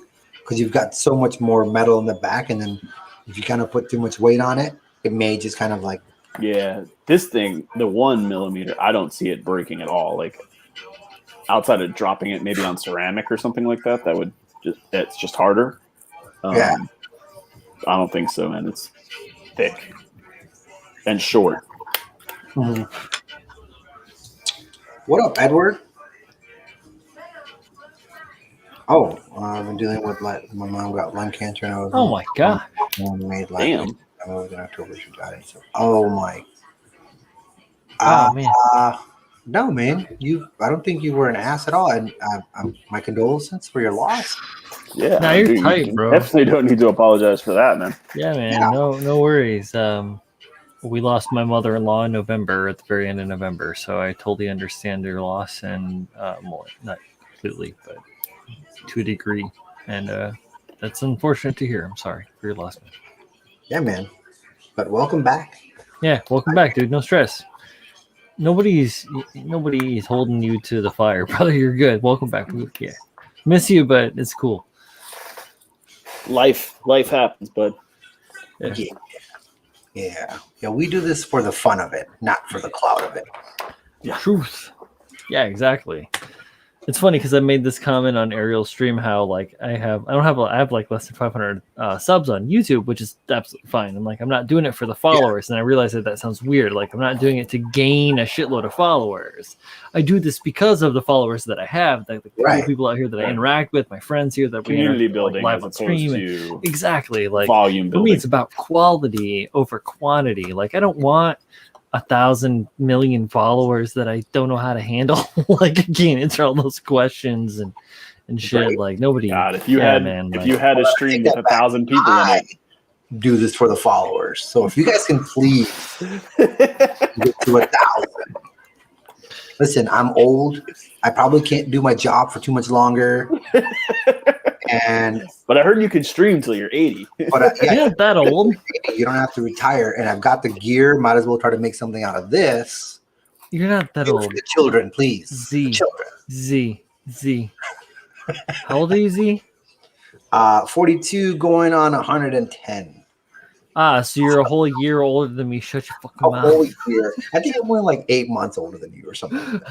I wear my hat, which makes me look all goofy young, but no, Z and I are literally almost the same fucking age. We don't need to sing. SAB chisels. I've heard of them.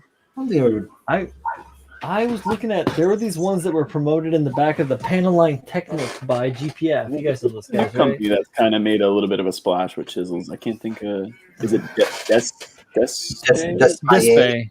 Despaye. Despaye. Yeah, I was looking at too many vowels in a row there. Despaye. Yeah. Oh, those look good. What is that? Kasame, right? These ones are in the back of. Here you go. What it spelled? In the back of. Kasame. Oh, okay. Were you able to find them? No. Yeah, I saw in the same book. I was like, yo, I should try to get these. And yeah, they look awesome. Mm-hmm. Nowhere. Google. Yeah, right. If you can find them, Paul's be like, "Oh, I just googled it. I found it right away." Fuck. What the hell? It's on Amazon. What the hell are you talking about? Manny says I'm still 35 years old. Well, it'll happen. Till next year.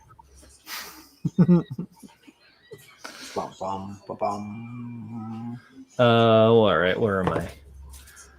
I have because I'm only using certain parts of this kit as I'm doing it. I have like a goal, and I don't need everything that comes with it.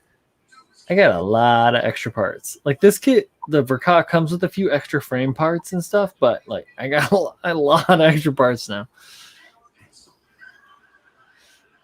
Brandon, I'm gonna need to get in the next bash box run. What's that? I said, Brandon, I'm gonna need to get into the next bash box run. I know, I should have done it, or I just need to go and I keep trying to go in storage and trying to figure out. 1 second. What? Yes. Yeah, I like it. Oh, I like it. Since I have everything boxed up, I have so many kits that when I first got started that I just bought built. Mm-hmm. And, the plan was to get to them and rescue them and repaint. And now I'm like, dude, I will never get to this shit ever. Mm-hmm. Nope. Mm-hmm. And some of them I'm like, okay, I don't like the design anymore. Like it was like that original, high, right? I was like, oh shit, this is pretty cheap and it looks cool. I'm going to buy it. Yeah. So I just got to take like a weekend or something and dig everything out of every box and make my own box and start sending it out to people and be like, take away, please take. That is definitely an option. Just when I feel like I'm 35 and not 105. This company actually has a Facebook account, but I don't know what language this is. Dude, if Pab was here, he'd know. It's either like Thai or Indonesian. No. The language looks like Arabic or something, or in that realm. It doesn't look Asian in any kind of way. No? Nope. What's the name of it again? It's hold up. Kasame, and I think their Facebook is Kasame Brand, like at Kasame Brand. Yeah, I think Does it look like this? Well, no. Yeah. Top. Yeah. Yeah, I don't know what language that is. Yeah, that's either That's Thai. Thai or Indonesian. Thai. That's Thai? That's Thai. I think so, yeah. Oh yeah, no, yeah, they are from Bangkok, maybe, Thailand. No, never mind. I see. Yeah. I see there. Bangkok. Yeah. I did not know that's what that language looked like. I cannot read that shit. Right? It has no like Chinese base at all. At all. Yeah. You can't see me. Guy, law. I'm gonna send it out either probably next weekend. Like this weekend, I'm gonna probably take a big hit on shipping out everything else. And so maybe next weekend I will ship out the gram. Plus, I gotta find a box to put that thing in. Yeah. Charlie Babbitt. Yeah. I'm an excellent driver. What grams? You send it out? Oh, my PGU. My PG Unleashed. I told Guy that I wanted to I commissioned him to build it for me because that one I don't ever plan on customizing at all. I think it just looks perfect the way it is. Mm-hmm. And I asked Guy to just build it for me because I know I don't have the time. Otherwise, it would just become a Verzi. Awesome. Yeah, so they from what I'm gathering on their Facebook page, they sell the 0.1 millimeter for I don't know what's the nomination they use for their money. What's the I don't know, maybe rupee or maybe rupee. No, I was gonna say rupee, but I felt like that was not sensitive. Yeah, I think that's wrong. While you're looking, Miguel, actually, dude, remind me tomorrow. I'm gonna do it in the morning. The bot, BAHT, bot. Oh, the bot. That makes sense because it looks like a money sign, but with a B instead. But the 0.1 is 800 bot. The 0.2, 0.3, 0.4, 0.5, and 0.8 are 700. The 1, 1.5, and 2 are 700. I don't know what that like. Yeah, what's the currency conversion? What's the babat dollar? The bot. Not babat, it's bot. I'm probably completely saying that wrong. You know, babat. Is it BAT? One bot is 0.033 US dollars. Oh shit, that's dirt cheap. Yeah. So what did I say? 800. Yeah. Bot is $26.30. So it's about $25 a chisel. Okay, that's still on par. But they come with it looks like it comes with like I believe this is like an aluminum handle. Like it's not it comes with the handle already. It's not just a chisel. Gotcha. Hey, what up, Flynn Berger? Craig, what's going on, man? Craig Flynn. What's up? But they have kind of a hook at the end of the chisel too, so it's a little different. I like hook chisels. I am that kind of guy. I also like a straight bladed chisel too, like a nice tungsten or high carbon steel chisel. But I'm saying though, have you guys ever used that Tamiya Scriber 2? Oh, all the time. You know what? Keep that thing on me. That's my go-to guy. Get the fresh. That's how you get the fresh panel lines. Where the hell did I put it? Right. Bam. Oh shit! Scriber 2 gang. Gang. Why is it rusted? You haven't changed the blade. Right. It's just don't drop it on your head. Why is it rusted? Cash out. Miguel from both places. Just hit me up and I will place the orders. Yo, that's nice. Mine's in here with like $100 worth of ceramic scrapers and that like the Tamiya Scriber too. Oh, it has. I didn't even know it had spare blades. What? Yeah, it has spare blades in the heel. Well, I was like, I had this for 6 years. I didn't know it had. You know what? Blades. I think I got this as remember USA Gundam Store had I think they still do the subscription box. Yeah, the sub and I signed, and I think this is where I got it from. Oh, nice. I don't think I have used it, but now I can't remember what. I think I used it to like clean out a panel line or something like that. That's about it. I bought mine from Ryu Young Hobby in Sunset Park. It was the first Scriber aside from I mean, like, because I'm a metal worker, right? So I have like your carbide scribes, you know, like our craftsmen by trade. So before I got back into doing like model making and not just doing, when I built models when I was young, I just straight built and clean painted everything. You know, it was all race cars and jets. And back then, isn't that what like everybody did? Like, nobody, I don't think anyone scribed lines into. You find what you like and you stick to it. I still do that. That's it. These chisels are just for like, hey guys, I'm a modeler. Look, I got tools. Yeah. You're a liar. You're a liar. Check them out. But when I wanted to do like around behind your photo, like I didn't know. Like I didn't know what to get. So what I got from real quick, I'm gonna finish my shit and keep random. So yeah, I didn't know what to get. So I talked to the hobby guy and was like, "Yo, I want a scriber." And he's like, "Oh, I got this. You know, the Tamiya scriber was Kevin at Rio. Kevin's super cool guy."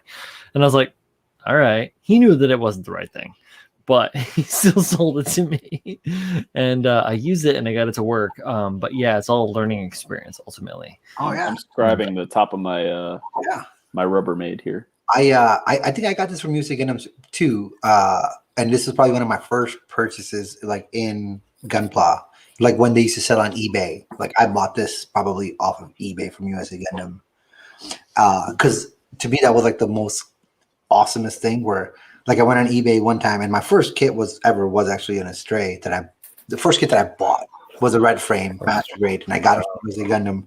And when I got it, it came with that 10% off card. Yep. Like on your next eBay order. And I was like, what? 10% off. So I went back on eBay and ordered more shit and then there was this Canadian shop that went out of business and they had everything like dirt cheap. So I ordered like, I don't know, maybe like $800 worth of fucking kits from them. Everything I could like, anything that looked nice to me at the time, I was like, yo, that's a cool design. That's a cool design. And next thing I know, like, mass amount of boxes showed up. But yeah, that's why I still have crazy backlog too, because of that stupid Canadian store going out of business. Oh man. Yeah, this thing has like that V channel scribe to it. I forgot about that. Like it cuts, it doesn't have a flat line. Yeah, and I do mostly use it now to just cut like plot plate, or like when I'm randomly bored and I've got some other piece of plastic sitting around, is scratching into it. Yeah. It's not bad for like cleaning shit out of things. Like I like this for deburring anything. I think it's gonna, this little needle. Yeah, this thing is pretty cool. I got this given to me by a buddy of mine, and this is what I started chiseling, scribing with actually back in the day when I first started to try to learn. Yeah, that's a standard like carbide scribe. Yeah, I love this thing though. It's got some great weight to it, and on occasion I'll take it to my super fine sandpaper and just polish the tip. Yeah.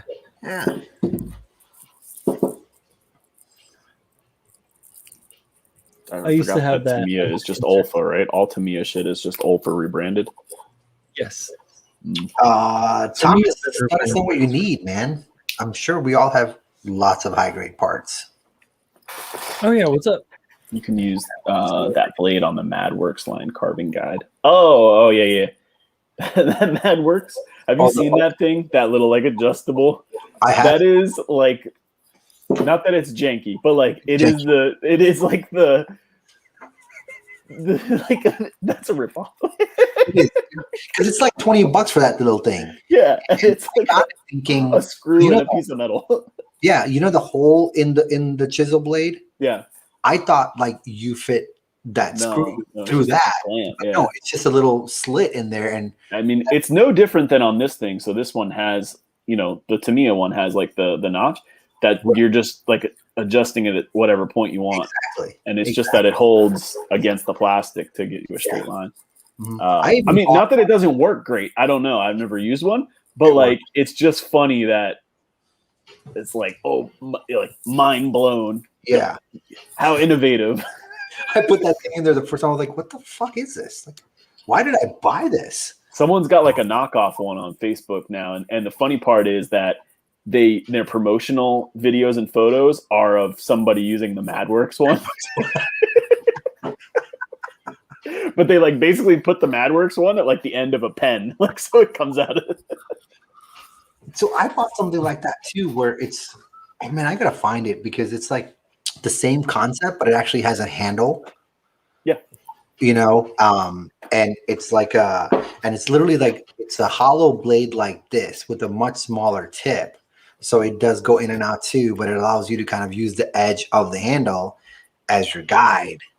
It's great if you're trying to scribe a line on a square surface. You know, you're like, oh, I'm just going to line it up there, and now I can have, straight down though. you know, straight down, and it's good. Anything outside of that, it's so fucking awkward. Just like, yeah, nope, I'm good. Put that away somewhere. Specific tools, man. That's why they make all these drawers to put all this shit in. Mm-hmm. I want to get more of these Artie Station things. At least just some drawers. I have gold. Yeah, Gold. we're like dehydrated pea gold now. Right? What do you mean? That looks normal. I have no room for drawers anywhere. Yeah, I want Yeah, the Artie Station. What's the big one? The Opera, The like Opera. the full thing. But Yeah. I don't want the same paint racks that they use. I want like the ones that fit. Like they have some of the like when you just buy the Opera, some of them come for the Tamiya enamels, which Right. I'm never gonna get. So I want them all for like the regular round model size. Yeah. Would you have to buy separately, like the corner ones? I have, Yeah. I have a suggestion.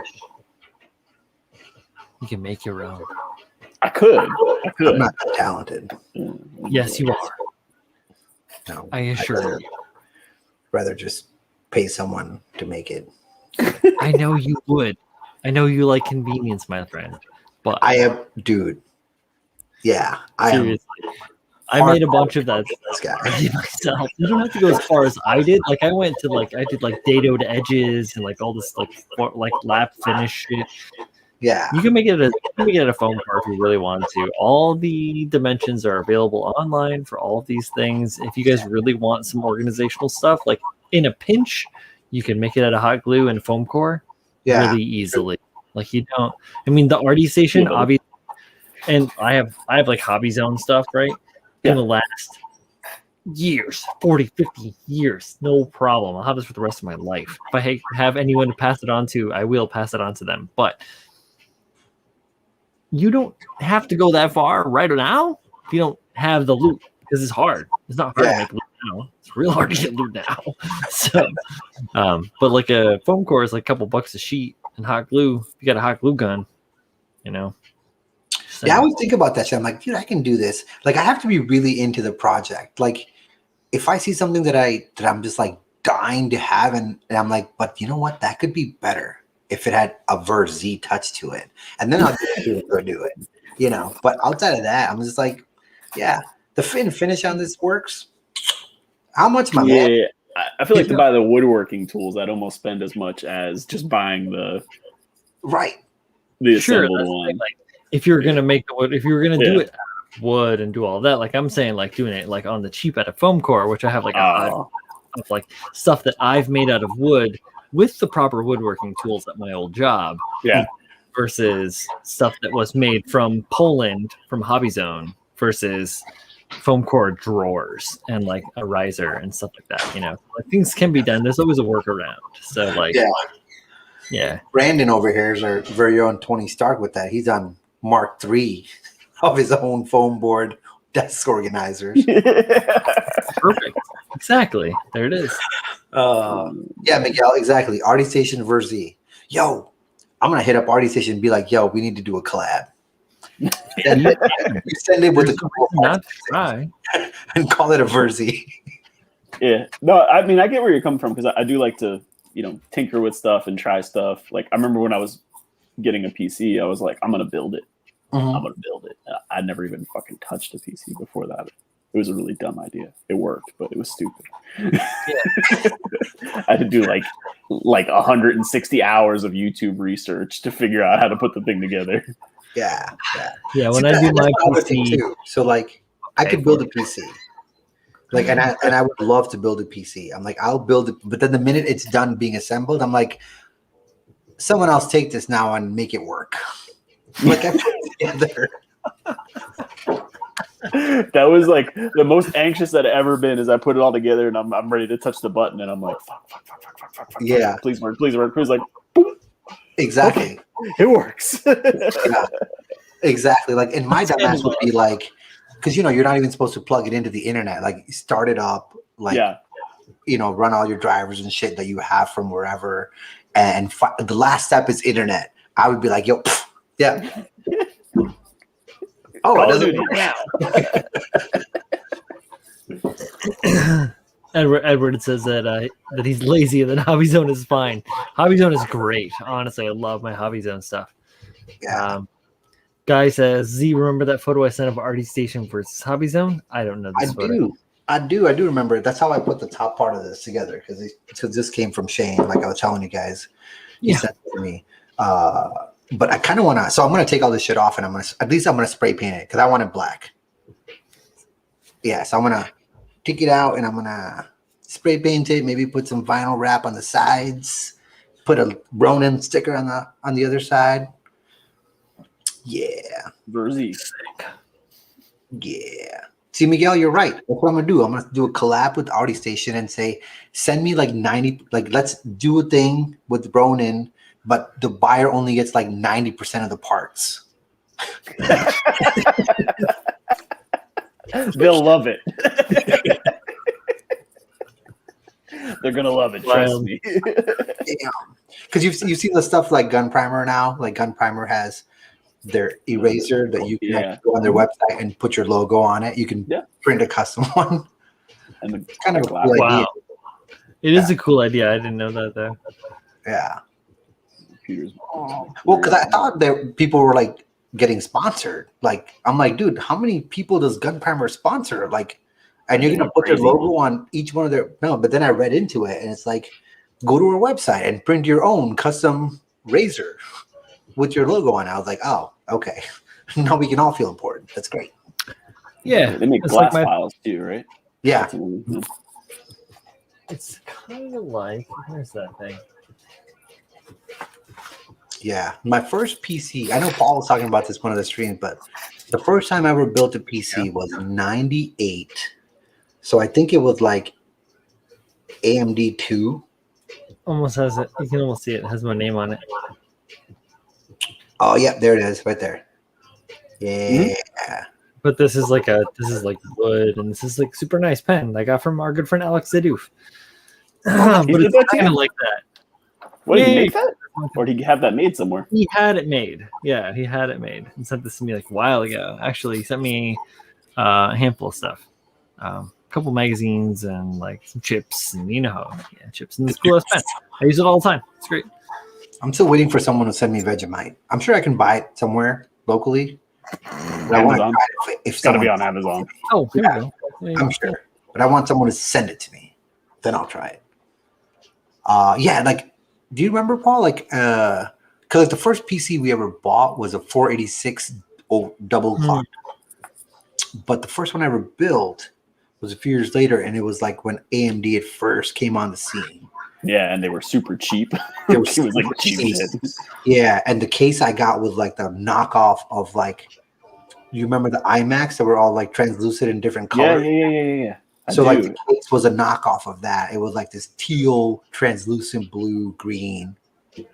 And, it had like, I don't know, 12 megabytes of RAM or some shit. And that AMD 2 processor. And I did just say Vegemite. Yeah. I've seen other people try it. I'm like, I kind of want to try it. I bet I'd like it.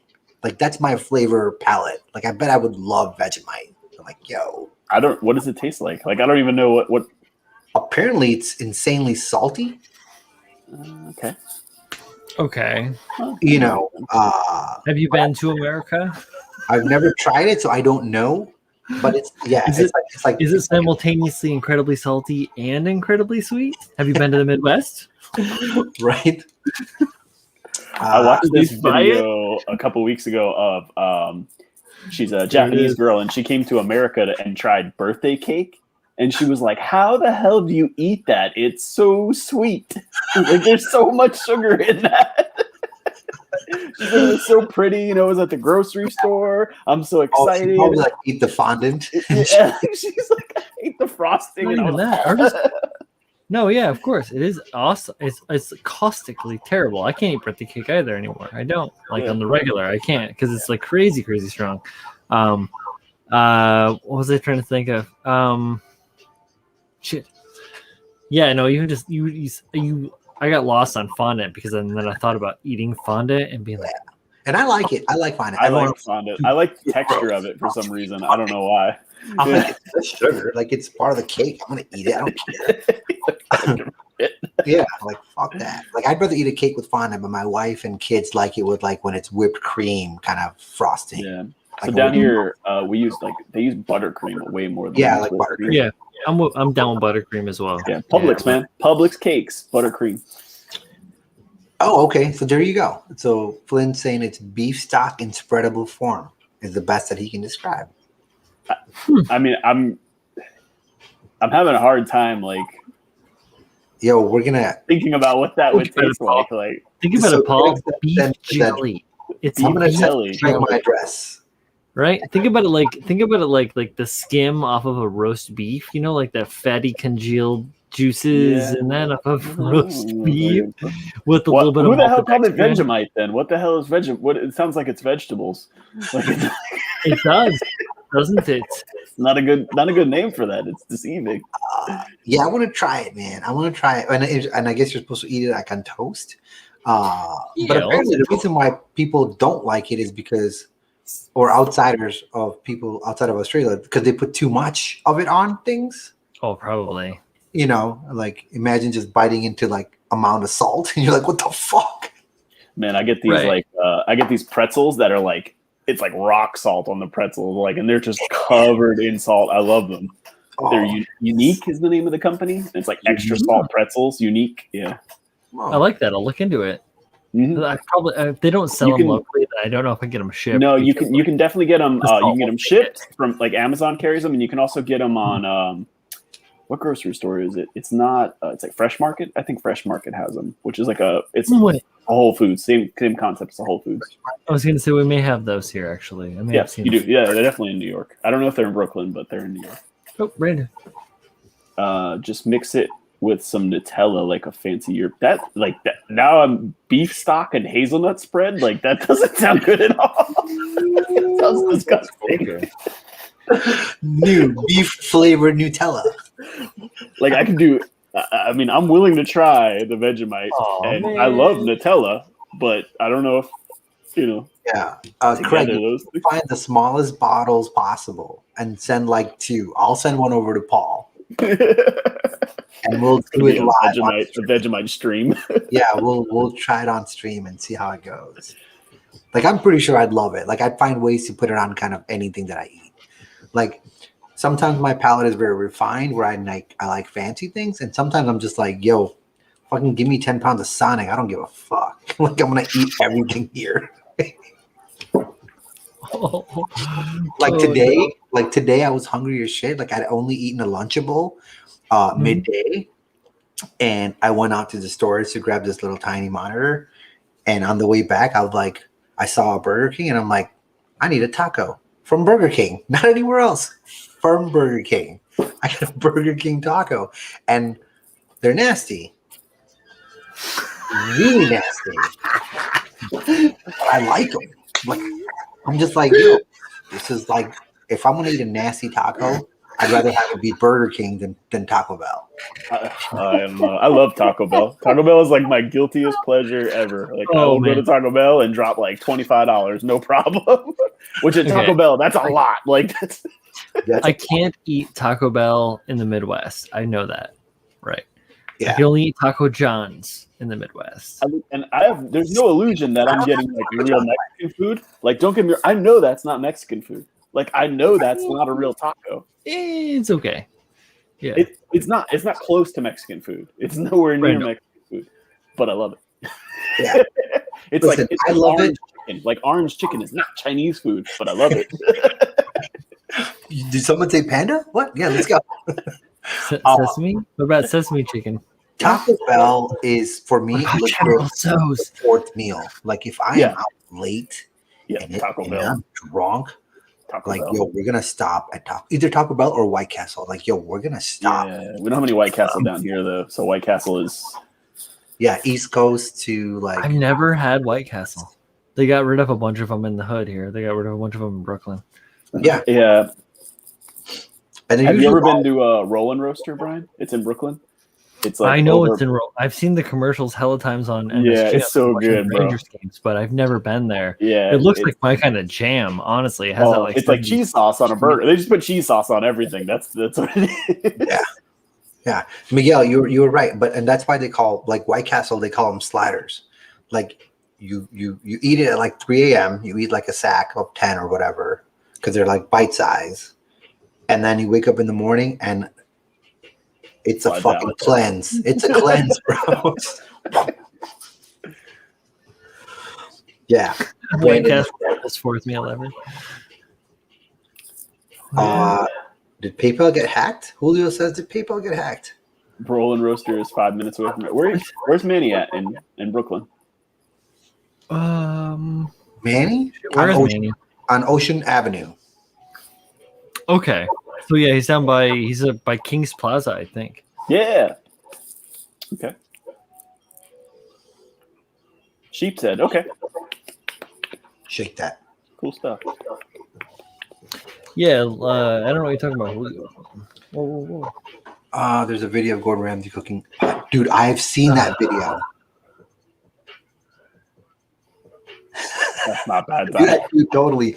I've seen that video where the dude's just like looking at him like, yo, that ain't fucking pad thai, bro. What about you've seen the one where Jamie Oliver cooks fried rice? Oh, dude, yeah. And yeah. Uncle Roger. Uncle Roger. Yeah, Nigel Wen is his actual name, but character Uncle Roger. Totally pepper jelly. Yo, see, I got my guy. Anyone has a drawer like this, you can't trust.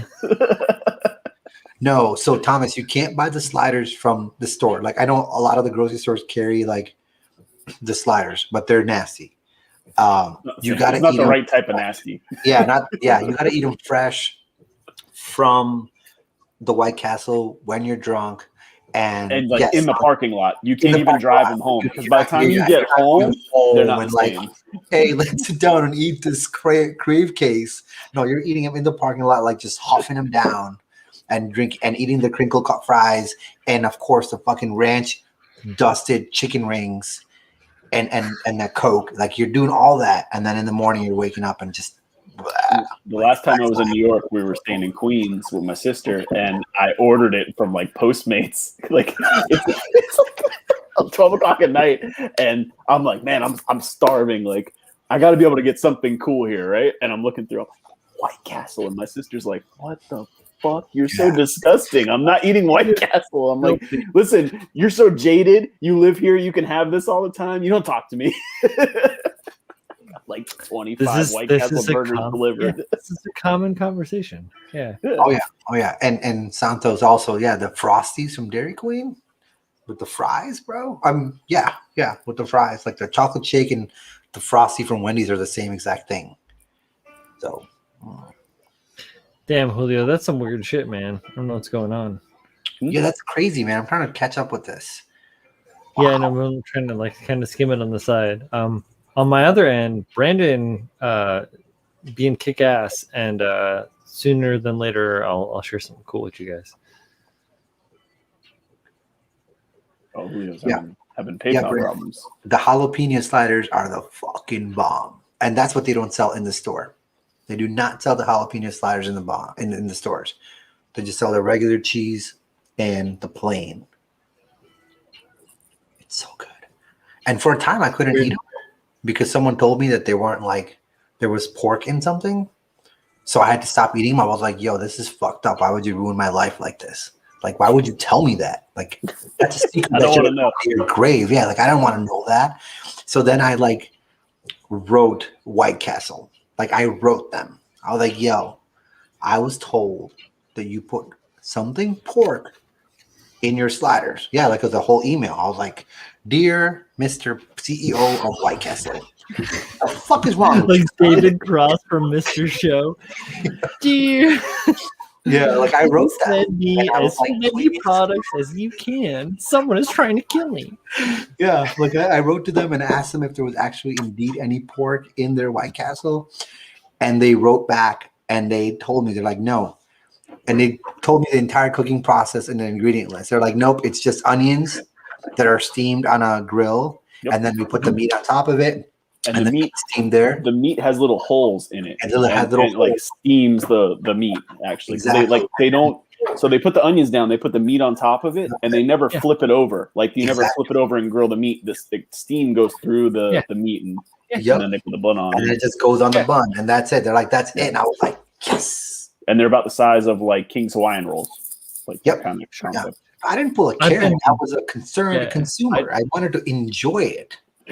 Yeah, that absolutely reads. I've been doing that technique for a very long time, not knowing that that's what White Castle did, because I'm never had it, you know, I'm from just my own thing.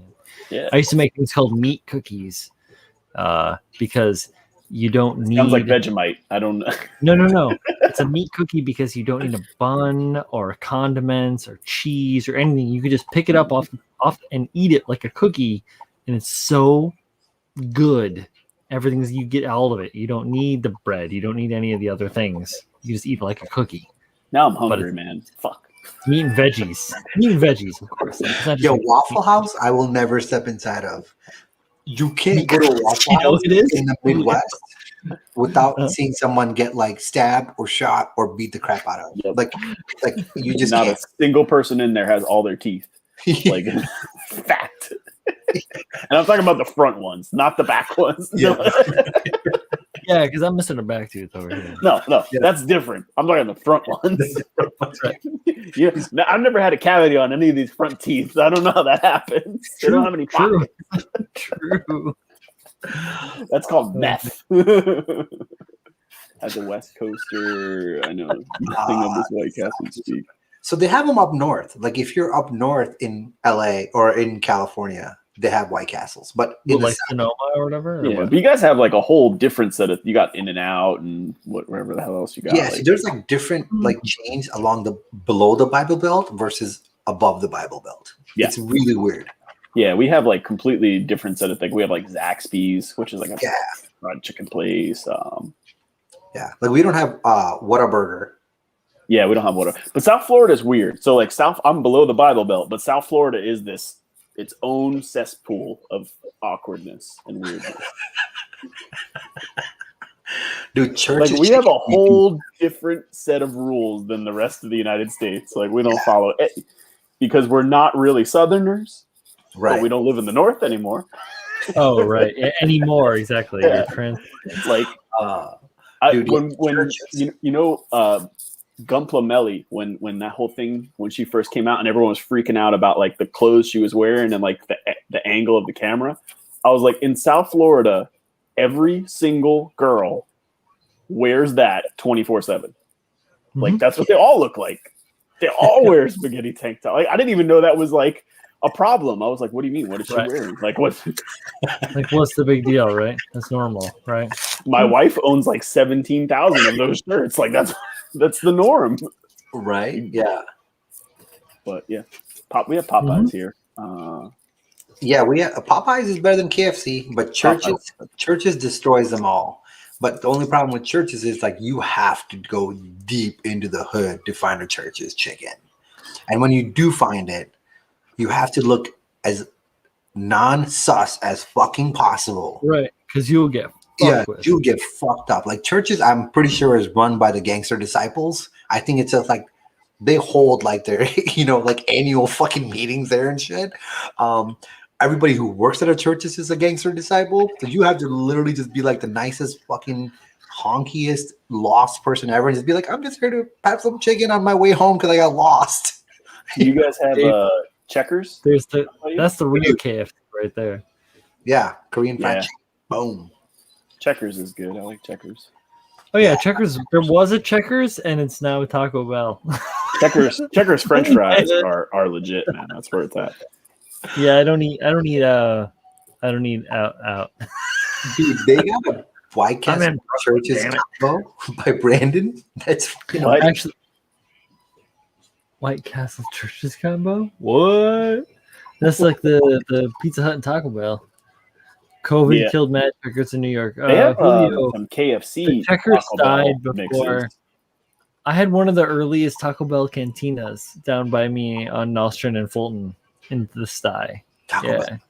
You can get beer there. Yes, you can get beer at the fucking taco fucking spot, and I'll be like, maybe I would try and just maybe I'll try this Taco Bell in New York. And when I do have that beer, I'm usually like, I'll order from the alfresco menu today. No, dude, I want the greasiest ground beef tacos. Fucking load that Checkers shit with and cheese and lettuce. I've never been to a Checkers here in South Florida that didn't have hookers in front of it, because you know how they have like the walk up part, like it's an outside walk up. It's always got hookers in front of it. It's like a thing. Like, not what I expected, but okay. Yeah, so like Pizza Hut, Taco Bell, Hortons, KFC are all part of Yum Brands. So there's a lot of like in places where they couldn't operate at capacity, like the two restaurants in the same neighborhood, they would combine them into the one. So like now, like in my neighborhood where they have two of those, like Long John Silver's as well. So there's a Long John Silver's and Taco Bell, but Long John Silver's closes at like 7, and the Taco Bell is still open till 2 a.m. And the same thing with Pizza Hut. The Pizza Hut you can get to like 9 p.m. and then it's only Taco Bell. all the Taco Bells here are open 24/7.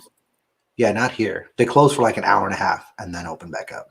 What you want them at when the bar closes at 5? You want to go to Taco Bell? Oh yeah, see, like I think ours for us is 4 a.m. But like it's Chicago, so like we have other options. Like when we want to get like after hours food, like we can go to the still top notch fucking Mon Pa restaurants and at 4 or 5 in the morning and get amazing food too. You could get tomato pot pie.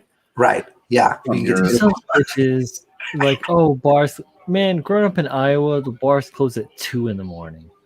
yeah, not here. That's like the normal here is 2 in the morning, and then we have quite a few that are open till 5. Then that's not the normal. Most of the places that are open to 5, you don't want to be at though. Like you don't want to be. So I've tried Frederick's. I've not heard of Zaxby's. I've tried Crystal. Jack in the Zaxby's Box is used to be my spot when I used to live in SoCal. I would always get a sourdough jack. Crystal is the same thing as White Castle, but they put like mustard on their burgers and some other stuff. Really? Pickles. Mustard and pickles on their burger, I want to say. Yeah. But it's the same concept, like the little square. No, it's not good. It's shit. It says Montana, mustard and pickles. No, yeah, you would think so, but it's not. Once you have White Castle and then you go and have Crystal, you're like, what is this? Yeah, but I don't eat White Castle, so. And I'm Well, probably you never should gonna though. go to You Crystal, should so. like get Yeah, yourself Raising Cane's. get yourself good and bombed, and then go to Zaxby's is good. Zaxby's is like tacos al carbon is the best. Yeah, I know Edward used to live right around the corner from where I'm at.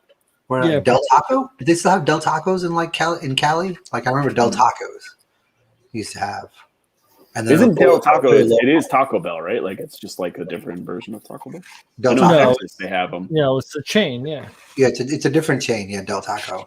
The KFC Taco Bell, I forget which comedian had this like hilarious joke about you get to those KFC Taco Bells where it's like one restaurant, but it's got both, and there's never any Hispanics working at Taco Bell, and there's never any black people working at KFC. It's like they always flop them back.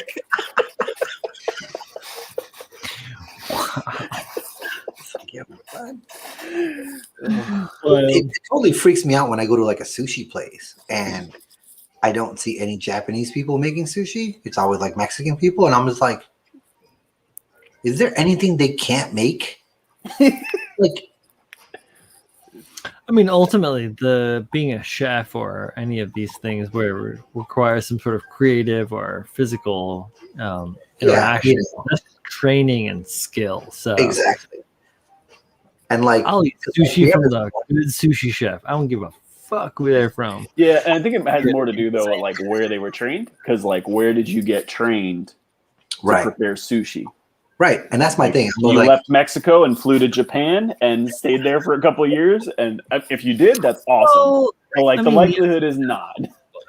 But you could be trained by, there are chefs here in America that have been trained by Iron, there are Iron chefs like Morimoto or whatever, and like learn to be very, very skilled chefs. Morimoto has a beer from Rogue that is awesome, by the way. You ever had that?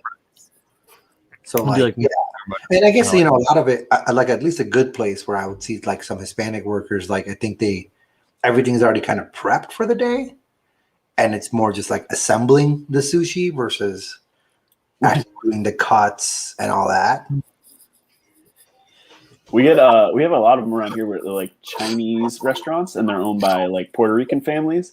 And like Chino Rican food is amazing. Like that fried rice, because they use like the yellow Puerto Rican fried rice to make it. It's so good. Oh, yeah, dude. All the adobo and everything that's good that's supposed to be in that they shit. Have, they have a different understanding of like how ham and pork work. Like, right. In the Chinese fried rice, like you can put ham and pork in there, but it's usually not like the thing that makes it, right? Like it's like, right. But in the Chino Rican fried rice, I want to get some of that actually because I love me some pork fried rice. Yeah, I want that. I need that in my body. I cannot eat it. All right, Z, get some chicken fried rice. Yeah, Latino. There you go. I always like every time I see a Cuban sandwich, I'm like, man. Mm-hmm. Because no pork. Yeah, I don't. Man. Better than a Cuban sandwich is the medianoche. Oh. I don't eat a lot of pork, but like there is a lot of pork product out there that exists that I'm like, I don't think that. Offense, but like, I'll rock some stuff. I like more cured stuff. He's Mexican. My my wife, bro, like pork is not something you can take off the table. Like just like Cuban part of like when I go to my in-laws when you go for Thanksgiving, guess what you're getting? Pork, rice, and beans. When you go for Christmas, Christmas Eve, you're getting pork, rice, and beans. Someone's birthday, pork, rice, and beans. Easter, pork, rice, and beans. Father's Day, pork, rice, and beans. There you go. Yeah, exactly. That's what they eat, man. And then, we didn't eat all the pork roast. Now we have sandwiches with pork. Oh man, and Brandon, that's the way it was growing up in the Midwest, but it was all ham. Yeah. Ham. Fresh ham or cured ham. Yeah, lots of ham. Not gonna eat any more ham. I don't eat ham anymore. I don't like ham either. Like ham, like that cured ham. Like what is that company? Honey baked ham, like that style ham. I don't like that shit. Yeah. I'm not a fan. Right. I might do a Taylor pork roll out here in Jersey when I'm down in Jersey here sooner or later. I might do a Taylor pork, but I'm not about to do like this. Just like Yeah. Jay, I've had the tripletta. That's pretty good. Do some salsicha, do some fucking capicola. Tex-Mex fusion. That sounds fucking awesome. Where do I get Korean Tex-Mex fusion from? In Texas. Oh no, yeah, no, I definitely roast some shoulders, Manny. Don't get me wrong. Is there like a little Korea in Dallas or Houston or Austin? Thomas Staten had Jamaican food is awesome, man. Jamaican food's good.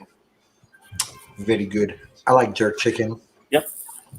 Curry chicken. And I'm not a big fan of jerk seasoning, but I like that. What's the chicken place called? Oxtails. Peri peri, like peri peri chicken.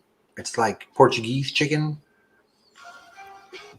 and you get it with like yuca root, which is almost like potatoes. Yeah, yuca's that shit is good, man. Like that peri peri like spice is fucking hot. Delicious. I need to find out where to get Korean Tex-Mex fusion outside of Texas because it's not looking good for me to go to Texas. Not in South Florida. Yeah, we don't have a lot of Korean stuff around here. It's not a well represented nationality around here. I don't know why. Yeah, and I'm a big fan of like that spicy food with like that sweet, like jerk chicken and plantains. Like that's right up my alley of the kind of shit that I would eat all day long. That's so wild because I'm definitely like the other side. I'm the Puerto Rican side. Well, give me some mofongo, give me some fucking like plantains and some carnitas and the plátanos. Yeah, man, like me up like that. That's where I am, which is wacky because they're right in the same neighborhood. Yeah. You said the most I diverse place love in North plantains. America. You can find anything fused with anything. Both types of plantains are awesome. It gets I like wild. The Maduros, the sweet brown ones, and I like the flattened, crunchy ones with salt. Mm. Yo, we So got good. Oh, Korean food is very heartburn-like. Yeah, like I definitely have to take my Prilosec the morning. If I know I'm gonna go eat something crazy, I gotta make sure I take my Prilosec OTC in the morning at like 7 a.m. Like, yo, I like that like spicy without being hot, if that makes sense. Like, you know, like buffalo wings are like hot, but Korean food has that like just spice to it. that's that Jojajang, whatever. Gochujang. Gochujang, yeah. Gochujang. Actually, you were both sort of wrong. right. Gochujang. Yeah. Oh shit. Miguel says coming to Canada for some Portuguese chicken. Yep. Respect. Let's get it. No, I'm going there for the Kimchi Putin. now. It's all about Chris the Putin. Collins. I love kimchi. Chris- Kimchi fries. Hell yeah. Like kimchi Chris, fries. my dude. I love you, Chris. I'm shipping your bottle tomorrow. I don't eat kimchi. Gochujang. Yeah. Gochujang. Wasn't it? Yeah. You give me some Gochujang. poutine with some kimchi on it. Yo, that's my fourth meal when I'm in Canada.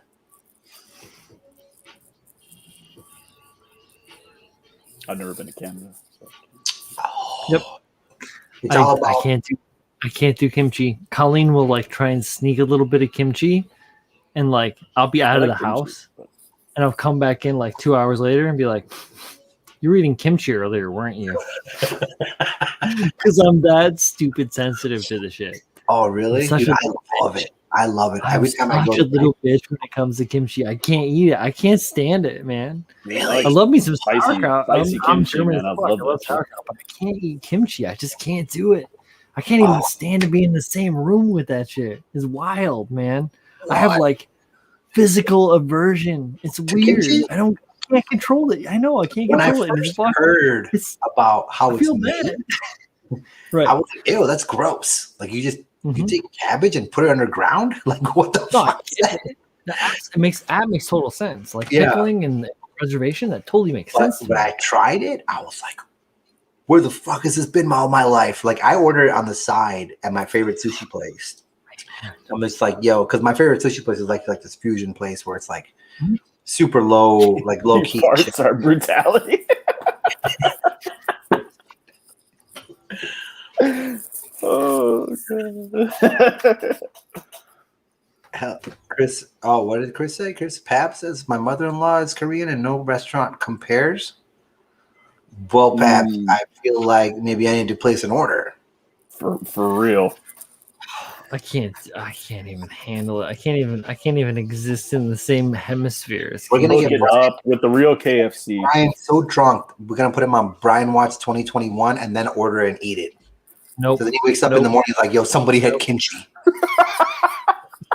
I will. It will Yeah, he wakes up in the morning. What is it? Kimchi. No. I've eaten kimchi a number of times. I shit you not, a number of different ways from a number of different people that have made it, and I have Just just. can't. It has just been bad. I mean, like physically ill. Like I can't eat curry, right? Like I love the way curry tastes, but I can't eat it because what type of curry? Does it matter? any kind of curry. Well, I Like can eat Thai red curry, curry. Indian curry. Like what about like Japanese style curry? I can eat red Thai curry. Masaman. I can't eat anything creamy, like any creamy curry. Well, it's I can't probably if they use coconut milk in the curry, because coconut milk is a laxative, and I can't do coconut milk. It's not even that. It's not. It doesn't make it out the other side. Never. I can contain it within my body for a number of hours where it causes me turmoil, and then it leaves me. Yeah. I love Japanese style curry. That's like my favorite style of curry. But. I do red Thai. I can do red Thai curry. Like I do like a tom yum noodle soup, which is fucking delicious. Or like the Jamaican curry. That shit's like, I don't know what's in that, but it's like that highlighter color. Like it stains your fingers, but I love it. But I love it. Temperate. Or like Indian curry. Yeah. Like West Indies curry. Turmeric. Turmeric, Right. exactly. Yeah, turmeric, sorry. But man, kimchi on a pizza, I gotta try that. Rough. Oh man, I don't know about that Korean pizza. Like Alex has told us about that, and some of the shit they've been putting on their pizza. I'm like, no, I'm not okay with that, man. Dude, I know, right? It's like it's like a canned corn and cottage cheese on a pizza. And sweet potatoes. He's like, they put sweet potatoes and sweet potato puree on all the pizza. I was like, I can't do that, man. I can get sweet potatoes. Like, I'm not I in can for get behind that. sweet potatoes on a I pizza. just don't want them I don't want them on my pizza. Like, give me the it sweet can be potato. good. Give me the sweet potato and the pizza. I don't want them together. Colleen cooks all sorts of amazing creative pizzas. She'll cook like pear and No, that's what you call that, a flatbread at that point. Yeah. No, but it's not though. It's a fucking but she also does all this crazy shit where she does like all vegan vegetarian stuff because she's like, she doesn't eat meat and shit. She hasn't had meat in the kimchi pizza. a decade. Yeah. She would totally eat the fuck out of a kimchi pizza. She would bathe in a kimchi did Cole pizza. try making that flatbread with fig and like gorgonzola? Oh, Did it go well? Like I like fig and gorgonzola together. That sounds like a grilled onions, figs, and gorgonzola, dude. That sounds with good. like some balsamic like drizzle. Yeah. And the thing is, like, depending on how you do the crust, there's so many ways you could do the crust that changes the format of that pizza as well and the flavor profile. Yeah. So cool. That is such a good flavor thing. Yeah. Like, unless it's deep dish, and then it's just Or like pears. No, you can do like that thicker crust, like Napoli style, Paul, where it's a little pillowy but like crispy on the bottom. I like Detroit style pizza, like the thick crust, like The there. sauce.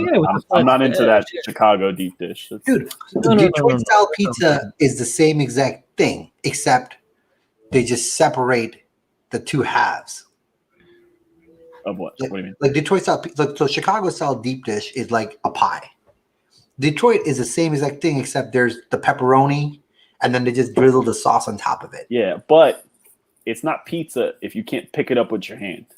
You can't pick it up if you wait. There's a lot of Chicago style deep dish. You can't. You get. I think it looks like you got to eat it with a fucking bowl. You do. It's not pizza. Now it's tomato pie. It's tomato pot pie. I remember Taste of Chicago back in the 90s, but it was going to get the slices of pies that were mad deep dish. And I know I missed it. I know somebody said that Brazilian food, dude. Yeah. Like Brazilian. I love a churrascaria, like the steakhouse. Oh man, they put that salt on everything. Dude, one of my favorite things, like the chef. Like I ordered like I just looked on the list and I was like that one because it was like the most expensive steak. And the chef came out. He was like, okay, this is how we're going to prepare it, and this is how I'm going to bring it, and this is how you have to eat it. And I recommend you maybe bring a couple more friends because it's a big steak, and you don't look like you finish it. I know, right? Just bring me the fucking steak, dude. I know. Like I had that happen to me here in Brooklyn, where they were like, I was like, I want to order the steak, and they were like, yeah, there's not enough of you to eat the steak. Yeah, but then it came like on a big like piece of salt. Yeah. You know, was it like picanha or what's that? Picanha or what type of steak? Maybe it was picanha. Yeah, but it was delicious. He was like, yeah, he's like, I'm gonna cut it for you, and you just kind of grab it and rub it on the salt, and then eat it, and it's gonna keep cooking while but you gotta eat fast. And I was like, cool, man, sit down. Let's do it. Yeah. Hang out. Yeah. I like that drink they have too from Brazil. I can't think of the name of it. They have like a really strong alcohol. Shit, I can't think of the name. It's really good. A Mai Tai? Yeah. It's like a clear alcohol, like something like vodka, but they call it something different. All the flavors that come in the date rape kits at any college campus. And right. Okay. We're about 2 hours and 40 minutes in, my friends. Why don't we call this one? Yeah. Let's call it. Yeah. We'll do the round robin. Paul, you knew you. Thanks, guys, for hanging out. We're stripping. Cool. No, appreciate you guys hanging out. Hopefully, you guys are competing in this contest as well. Right? I'm sure most of you. A lot of us are. Yeah. Yeah. I heard if you paint it purple, it's going to work out for you. Purple. Yeah. If you paint it purple and it's super clean, you might win. John Doe, I wasn't trying to do anything, but you've been to a college campus and to a party on spring break, all those daiquiris. we know what happens. But anyways, thanks for hanging out, guys. Appreciate you guys letting me be on and spending some time talking about all kinds of randomness. Pleasure. Thanks for hanging around. And this has been the KotoKai Robo-Dojo Workbench 102. I didn't finish the legs like I wanted to, but that's just kind of the way that it goes. I had a great conversation with everybody this evening. Thank you guys, Paul and Z, for hanging out. And, thank you guys for hanging out and tuning in. Zako's a Fenris. That is the name of it. I don't know how to say that, but that's the name. The what? Oh, the Kai. The Caprina. I don't know. There it is. And thank you guys. And name. we'll see you all next time. Check you out next week. Tuesday, we got a stream. Thursday, tentative. We'll see. Keep in tune, and I'll let you guys know. Bye. Bye.